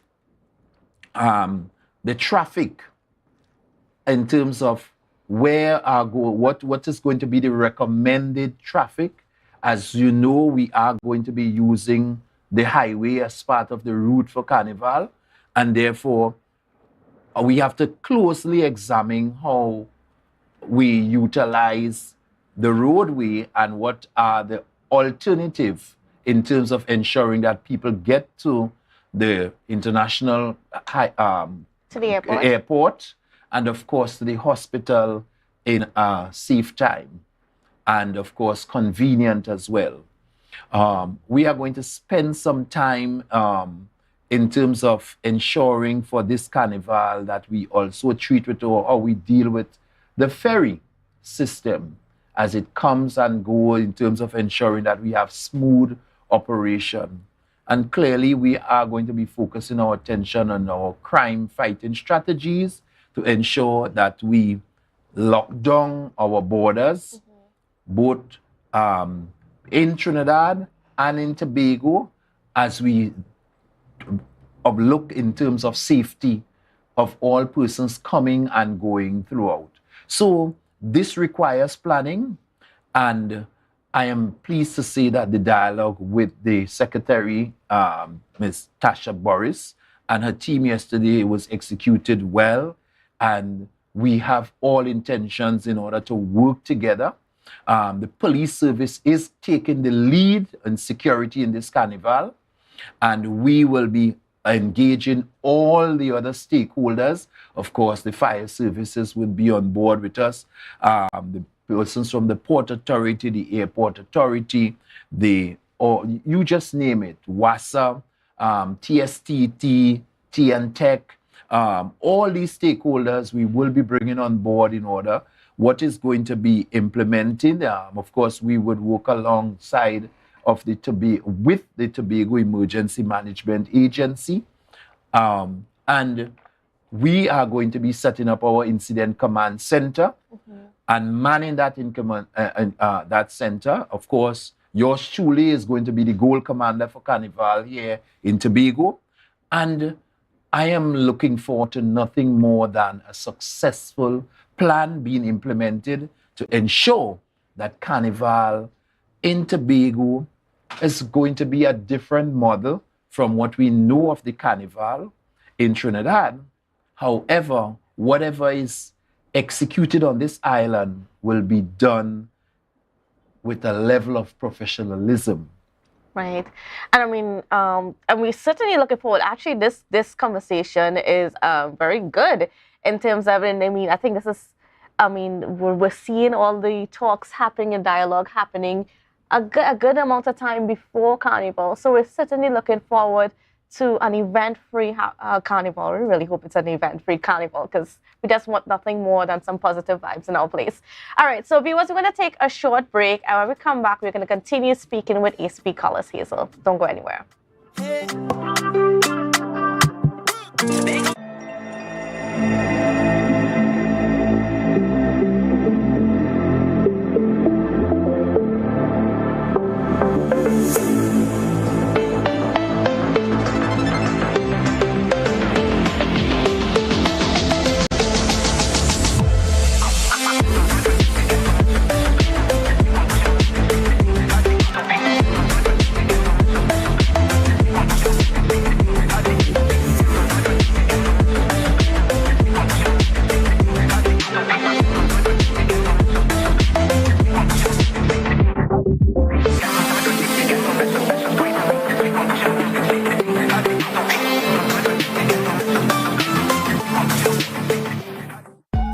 Right now, Tobagonians are just scurrying down to Bonaccord, right in Stobie Local Road. You know why? To come down and shop at Authentic Builders General Hardware, the only hardware store in Tobago that is giving you guys Trinidad prices. So for instance, such as steel, 1/2 inch and 5/8, $7,895. 5/8 construction ply for $260. Every single thing that you will need to do your home renovation or start your new construction, we we have it right here.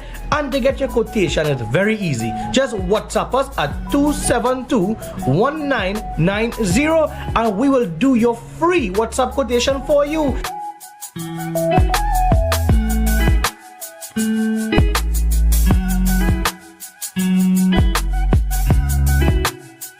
Jimmy's Holiday Resorts has 1, 2, and 3 bedroom, fully self-contained apartments located at the heart of Crown Point. Minutes walk to the popular beaches, restaurants, bars, and the airport. Enjoy our amazing amenities such as fully equipped apartments, complete with Wi-Fi, AC, TV, and a pool, and a mini-mart on the compound. Call 639-8292 or 8929. Jimmy's Holiday Resorts is your family's home away from home. Yeah. Hey. Tobago updates. Na na na na na. Good morning, Tobago. Na na na na. Wake up with Candace and Welcome back to Good Morning Tobago on Tobago Updates. Viewers, we are continuing our discussions this morning with ACP Collis Hazel as we discuss quite a number of things that the Tobago Police has been doing. And one of that is in conjunction with a health outreach that's going to be happening in Roxborough. So, Mr. Hazel, could you give us an idea, Officer Hazel, sorry, could you give us an idea of what is going to be happening in Roxborough where this health fair is concerned? Okay. Candice, as you are aware, the Trinidad and Tobago Police Service, as part of our strategic object, one of our strategic direction pillar is on health and wellness promotion of our officers. And quite recently, the leadership of our astute Commissioner of Police has established, re-established in some way, functional health facility under the TTPS health facility. You know, we run a facility at St. James, and it has been extended to other divisions rather than just officers traveling from Trinidad to come, going to come to St. James. So we now have a doctor that is stationed here in Tobago that deals with police issues. We have a nurse, we have a whole social work unit, and all these persons from time to time who perform health and social issues to police officers. One must take into consideration that the life of a police officer is very stressful, and therefore these interventions will play a pivotal role in helping the health and well-being of a functional officer. Having said that, we have collaborated with the TTPS Police Health Facility, Dr. Francis and her team, in order to ensure that we bring to Tobago a health caravan. This is going to happen for 2 days on the 14th and 15th of September, Thursday and Friday. And it is going to take place at the Roxborough Police Youth Club Conference Room that is next door at the Roxborough Police Station facility. And in this promotion of this caravan, health caravan, we are going to be doing a series of what we consider to focus on screening and prevention, preventing non-communicable diseases, services to officers. I want to say that we will be focusing on all police officers and their spouses, both the regular police officers and the special reserve police officers. We also focusing on our retirees or retired officers as well to come out to that the session. We utilizing some of even our police youth club members, and most of, inclusive of it as well, we have our fire service officers from the Tobago Fire Service Division and their spouses are also welcome to be part of this initiative, where you can come down to the youth club conference room and do your vitals screening, blood sugar, blood pressure, weight, height, BMI, There's nutritional and educational display. There is the body composition analysis. We have doctor consultations. There's going to be the pharmacy education, rehabilitation and massage therapy, vision screening. Yes, we're offering that. Foot care for diabetics. We'll have the social work unit as well on site. The TTPS Cancer Survivors and Support Group is going to be there. And additional on-site testing. Of course, the normal pap smear, prostate-specific antigen testing would be done.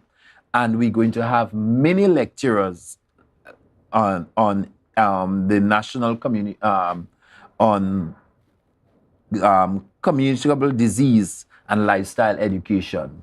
So it's a whole gamut of services that is going to be offered to all those persons that we have mentioned, both fire and police officers, retired officers, special reserve police officers.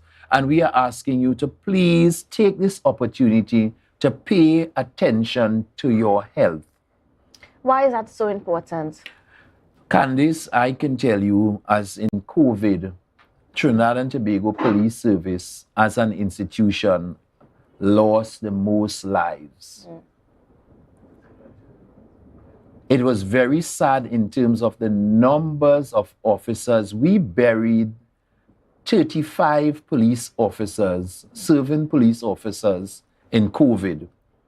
I have not heard of any other institution who were able to outline that number of participants who lost their life. And therefore, losing 35 serving officers from any battalion is a huge amount from your platoon. And therefore, we have to be mindful of, yes, while we serve the public in this fight against crime, our health and well-being to our families is also very important. And hence the reason we are asking police officers, both serving police officers and retired officers and fire officers, take this opportunity now and pay some attention to your health so that you can be better prepared to serve the public in a healthy fashion. Do you think that because some officers may not have paid attention to their health, that they were at greater risk of, having a fatal outcome to COVID? I would certainly agree with you that way, because, the life of crime fighting is really one in which carries a lot of passion as you work voluntarily, and a lot of patriotism and dedication to your job. And sometimes we run around doing all of that and paying little attention to our health. And therefore, while we're doing all of that, the police service predominantly male, you know what it is. Male persons tend to shy away from paying attention to the doctor. But we have to understand that this body that we are functioning, just like the motor vehicle, need to be checked and maintained by regular checks and good dietary practices. And hence the reason why we are asking persons to take a little time out from your busy crime fighting schedule or your safety and security schedule in case of my fire officers, and to focus some attention now for these 2 days to come on down at the Roxville Police Youth Club Conference Room from 9 o'clock to 3 p.m. on the 14th and 15th of September to our health promotion clinic. All right, great. Now, viewers, we have ACP Hazel on with us for a little bit more. So we're going to get into some other conversations regarding what's been happening within our space when we come back after this break, so you don't want to go anywhere.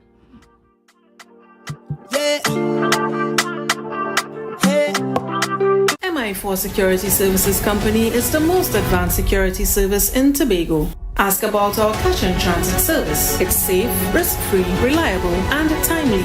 We provide safe banking delivery for all business types and sizes with highly trained staff, 24/7 monitoring, coordinated emergency response, and a well-maintained fleet of armored vehicles. Contact us at 660-7723 or visit our website at www.mi4securitytt.com to sign up today.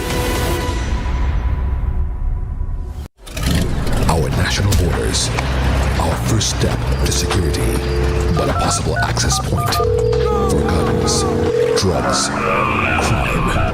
If it does not look right, do the right thing. Call Crime Stoppers anonymously. 800-8477. Report possible border crime.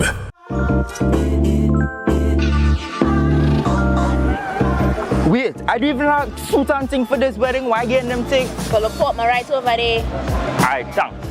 The Port Mall, where the varieties are large from your favorite stores, from restaurants to salons and from clothing stores to jewelry stores, located at Sanctus Hill, Scarborough, Tobago. Telephone number is 868-334-6589.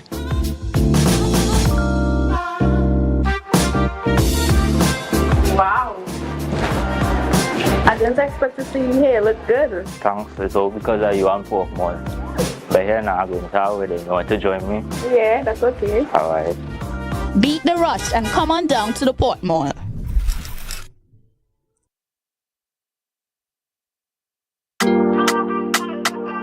Yeah.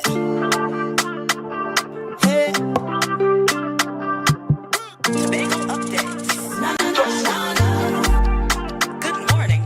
Welcome back to Good Morning Tobago on Tobago Updates. Viewers, we are continuing our conversations this morning with ACP Collis Hazel as we discuss quite a lot that's been happening within the police space. It's not just about crime. It's about also what we can do about preventing crime.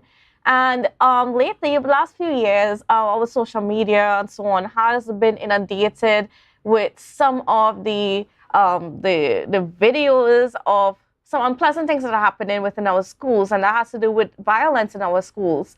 And the ACP here this morning, he is telling me that, you know, the police is actually being very proactive in getting into the schools and doing what they can to help ease the violence and make sure that we minimize the chances of violence. So ACP Collis Hazel, can you tell us a bit more about some of the initiatives that you guys are doing within the schools? Okay, so thank you for that. And I must say it has been a busy time for us. Candice, I just want to share with you the life of a police officer in Tobago on this paradise island is not easy. It was from Islands Crushers. It was from Voice. It is from Great Race. It is from Heritage Festival. It is from the Commonwealth Games, Emancipation, and then into Independence Parade. We now moved off to the reopening of school. And of course, following that, we have Republic Day celebrations. And then we have Tobago Carnival. So, like anything else, our calendar is filled. I must say to you that very proactively in terms of our stakeholder engagement, we have been working with the teams in order very proactively to ensure that we meet and treat with issues that are confronting us.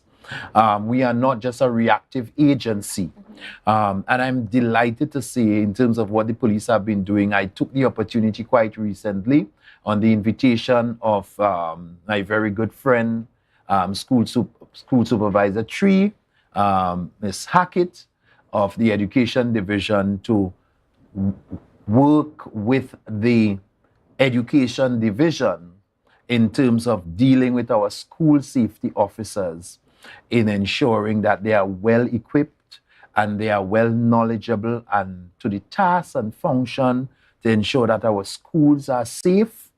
And we do not see what has transpired in some of the schools in Trinidad being brought to the behavior of what we see on this paradise island.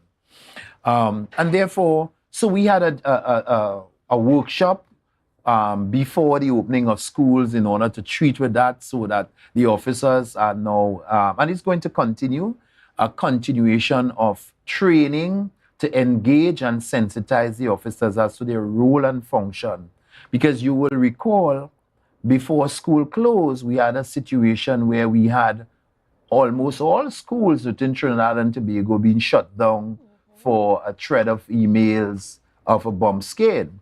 Now, one has to take that into serious concern as national security, and hence the reason we were able to prepare our school safety officers as the do's and don'ts. What is expected of those safety officers that have been employed, put in the nation's schools, and their level of operation and functioning. And so that training, that sensitization workshop did take place, and the division who is well equipped and ready in terms of working was able to provide the Secretary Hackett, was able to distribute the tools that are required for the officers to work outside there. We took them through the paces of what is required of them, so that we can have that proper collaboration between safety officers, as I've seen it, as a multidisciplinary group of persons with whom they have to work. So the safety officers are not there on their own. First of all, they have the principals, they have the guidance, the guidance of the principal, vice principal, the deans, the safety officers, the security officers, the guidance counselors, and we have in some schools social workers. So that multidisciplinary team of persons are there to look at situations, both proactively and reactively, and to plan intervention strategies of that will deal with safety in order to mitigate, lessen, or reduce risks on the plant or on the establishment of their operations. And they were quite willing and able, and we have had persons, a new batch of persons. I've seen persons who probably worked in the capacity as police officers, was retired fire officers who can add a lot of value to this whole issue of safety. So we are expecting a reduction, if I would want to put that, in terms of the violent issues that we have been seeing in our schools, and that what is being asked is that parents cooperate. Parents find time to reach out. Don't be a bully. You know, to just go up to the school and to show off their behaviors, but to ensure that there be consultation and dialogue with the school about the behavior of their child or their children within the institution. And of course, there are lots of things that we are focusing on in terms of ensuring that children go to school not with weapons to hurt persons, and that from time to time there will be different opportunities to ensure that we prevent these things happening on the school compound. School is a place of learning, and therefore having the parents involved and play a critical role in their child's development is critical towards some of these early incidents of violence that will perpetrate into the school thereafter.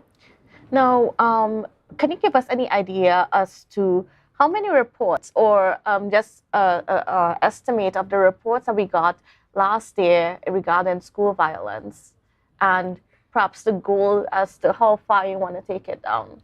Well, the fact is that, quite rightly, I don't have the data before me today, but that can be furnished to you, as well as in terms of the amount of violence that we've had. But I must say it has not been something alarming in the Tobago space in terms of violence. But what we want to do is to build on it, because at the end of the day, things seem to take a dive when we see it happening in Trinidad.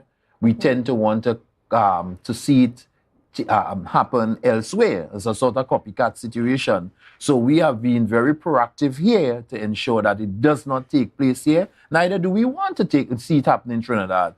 So efforts are being made to ensure that we reduce any, to mitigate any of these instances, to train and sensitize our stakeholders. Candice, I would say that success has many fathers, but failure is an orphan. Now, one of the things that I noticed within the space, and I think you said it on another media house, about some of the way our crime or the criminal element is changing the way they do things, and that is based on virtual calls or something like that, where they're connecting with people on different levels, and then they're executing hits and so on here in Tobago. So some of that crime might be related to that. And I just want you to explain a bit more, give us some details about what is this new thing that you guys are noticing within the police. Okay, so that one, we take on board that we have had situations in which gang leaders are seeking to recruit members, including school children, into their gangs, and they are utilizing all the technology that is available to them as well. So it becomes even difficult for crime fighting apparatus when we have situations where meetings are not where they sit and plan in a classroom setting or sit in somebody's house and go like you're going for lessons or going for a meeting setting. But we have actually been in a situation now where intelligence is telling us that they are using social media. They are using WhatsApp groups, they are using Zoom, they are using all these devices to meet and communicate with their persons. So it is not where you would see a gang cultivation of a gang being in person, but they are virtual gangs operating, and by that recruitment, they are planning their strategies. And for us, we have to get on top of that in terms of our ICT technology, in terms of our strategies, to make sure that we can minimize some of those advances that are taking place. So, as with this in mind, I'm saying that you can have, or we do have scenarios where these hits are taking place virtually, and the recruitment are taking place virtually in order to treat with such situation where they meet and discuss and strategize in terms of their operations. So, and how many of the murders that we experienced this year might have been connected to that? Well, from my information, that we have had 9 murders on the island, and they are all gang related. We at this point in time in Tobago is in the operation stage of establishing a gang unit, reduction unit, operation unit on the island in the division, so that we can focus our intelligence and our strategies to penetrate that, because it started in that direction. Yeah. And then when it comes to the solving of some of these, and I think was it that three of the murders this year have been solved? Yes, thus far we have had 3 murders solved. All right, and can you just give me some more context where that is concerned? Well, the fact is that we continue to commend members of the homicide division, the CID, the task force, the different unit of the ERP, and of course our officers on the island here, who have really been dedicated and devoted in terms of their operations in order to solve murders. Tobago boldly and bravely have been solving its murders, and I give you the assurances that we will not let out anything out of the bag, but we are confident that we are going to bring to book those other investigations that will see us where we want to be with respect to the solvency rate of the other murders on the island pretty soon. With this level of commitment and dedication and resilience to duty, we would just want to tell those persons who have any consideration in terms of being involved in crime and illegal activities, be aware. All right. Life will not be easy for you on Paradise Island as it relates to getting involved in any devious behaviors that seeks to take people's life in the way of crime. The police will be working relentlessly in ensuring that you are caught. It is up to the judiciary, it's up to other element of the whole apparatus in order to treat with that. But we are doing our part to ensure that you are placed behind bars. All right, certainly. Now we're going to take a quick break and come back as we continue our conversations this morning with ACP Hazel. So don't go anywhere.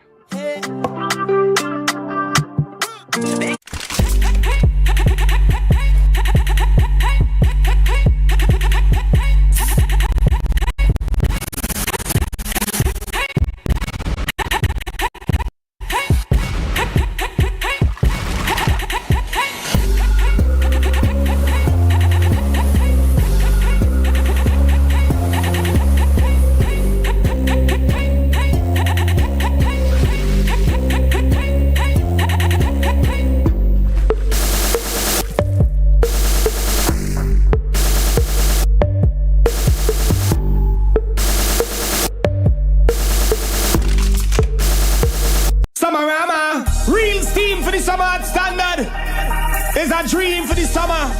Dream is steamy. Standard. What you have? All the best deals, no drama. Standard be beat like a hammer. Go tell your friend, tell your papa, tell your mama. We got more.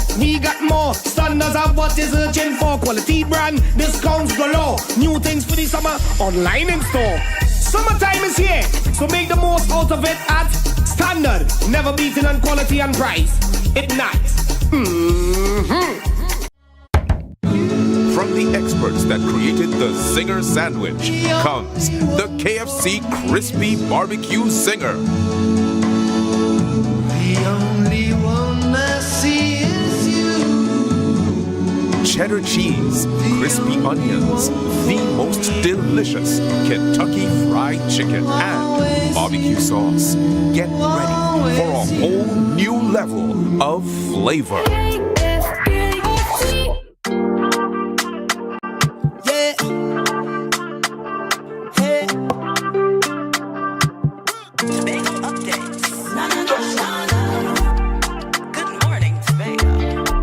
Welcome back to Good Morning Tobago on Tobago Updates. Viewers, we are just speaking this morning for the whole morning with ACP Collis Hazel. We are certainly pleased that he was able to spend this whole time with us and to give us a perspective on what's been going on within our space. So, you know, when we talk to our officers, we usually only think about crime. But like I said earlier, if you've been following our conversation, there's a whole lot more than crime that's happening. There's a whole lot more that the police has been doing within our space. And we need to give some focus to that. Now, I want to focus a little bit on, you know, just increasing our officers here in Tobago. There was a recent police drive, a recruitment drive. And I know some of you all are wondering what's happening with that. So, ACP Collis Hazel, what's happening with that recruitment drive that was conducted recently?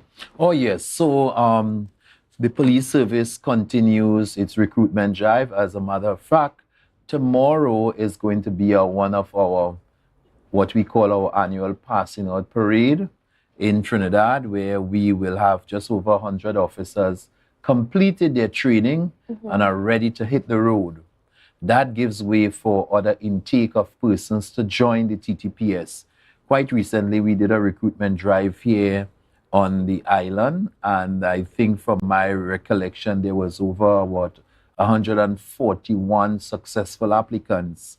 I just want to share with the applicants that we continue the process in terms of ensuring that you are properly vetted for the service. They would have been successful at the entry exam. And of course, they move on now to do the polygraph and the medical testing, and then the final interview. We are trying to make life pretty easier for the applicants. So at this point in time, it is our information that we are looking, instead of to send them to Trinidad to do medicals and to do their polygraph testing, that the officers will come to Tobago to have that done. So very soon they will be informed when they are to present themselves to the different locations, so that we can have these screenings done in order to facilitate the intake process. So that will help us in terms of the training to beef up the strength, so that we will have a great intake of persons with that Tobago recruitment joining the TTPS pretty soon. We have also been focusing our attention to, outside of that, as I told you, Candice, the calendar is very, very a filled calendar. So we have Republic Days coming up. And of course, when we talk Republic Day, we talk Roxborough, my hometown. So Republic Day is the day in which all of Tobago converge on Roxborough. And it starts with the morning parade under the auspices of the Central Administrative Service CAS Office of the Prime Minister, which organized that parade. Will we have the president here this time around? I know that the president is due to make an inaugural visit to Tobago. It is scheduled coming up just before that date. I am not certain whether that day she's going to be, quite certainly not, because of course that day is when we will do national awards, presentation of national awards. But the president is scheduled to be in Tobago to make an inaugural visit. Outside of that, so we talk about Republic Day. It is one in which the only place in Trinidad and Tobago where there is a parade. A parade is going to start from Lamy Junction in Kendall, and it goes right up to Prince Street, Roxborough. And we have all the detachment from the Army, the Coast Guard, the prisons, the police, the and all those other The armed forces. Unarmed forces are going to join the parade. It will also add to the whole question of entertainment, as we have the powerboat race is going to be having a session, an event on the bay at Princess Bay in Roxborough. And of course, we will have a cultural show by the Tobago House of Assembly later in the evening, and followed by fireworks. So certainly a lot to look forward to. Certainly there's going to be a lot to look forward for in Roxborough again for Republic Day. And of course, all these things require policing. But added to that, in terms of our bringing the curtain down into climaxing, we want to alert the Tobago public of the return of the police annual variety concert.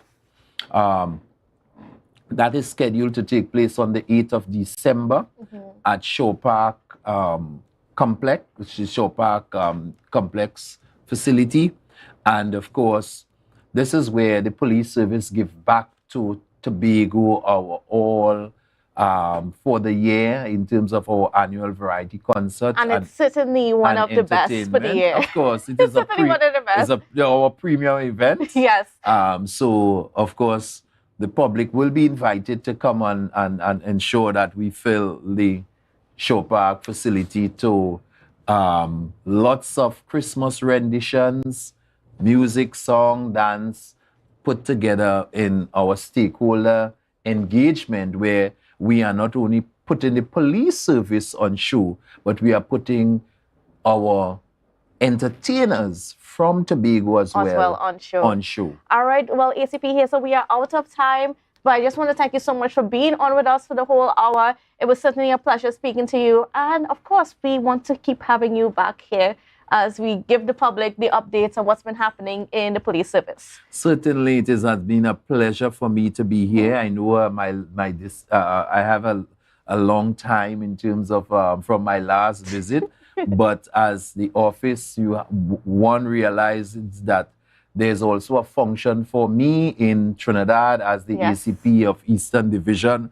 We have to share myself, and therefore I look forward to present myself to the public to ensure that we are entertained, informed, and educated. Life has two teachers, mistakes and mentors. All right, thank you. Some wise words to leave us with this morning. So viewers, hope you have a wonderful, safe and productive day, and we will see you again tomorrow. Yeah. Hey. Tobago updates. Na, na, na, na, na. Good morning, Tobago. Na, na, na, na, na. Wake up with Candace and Denasia. Let's go, go. It's a brand new morning. Rise up to a brand new dawning. As the passion start to rise, the energy fill the skies. I say thanks for favor to wake up and hear me neighbor. 60,000 people strong.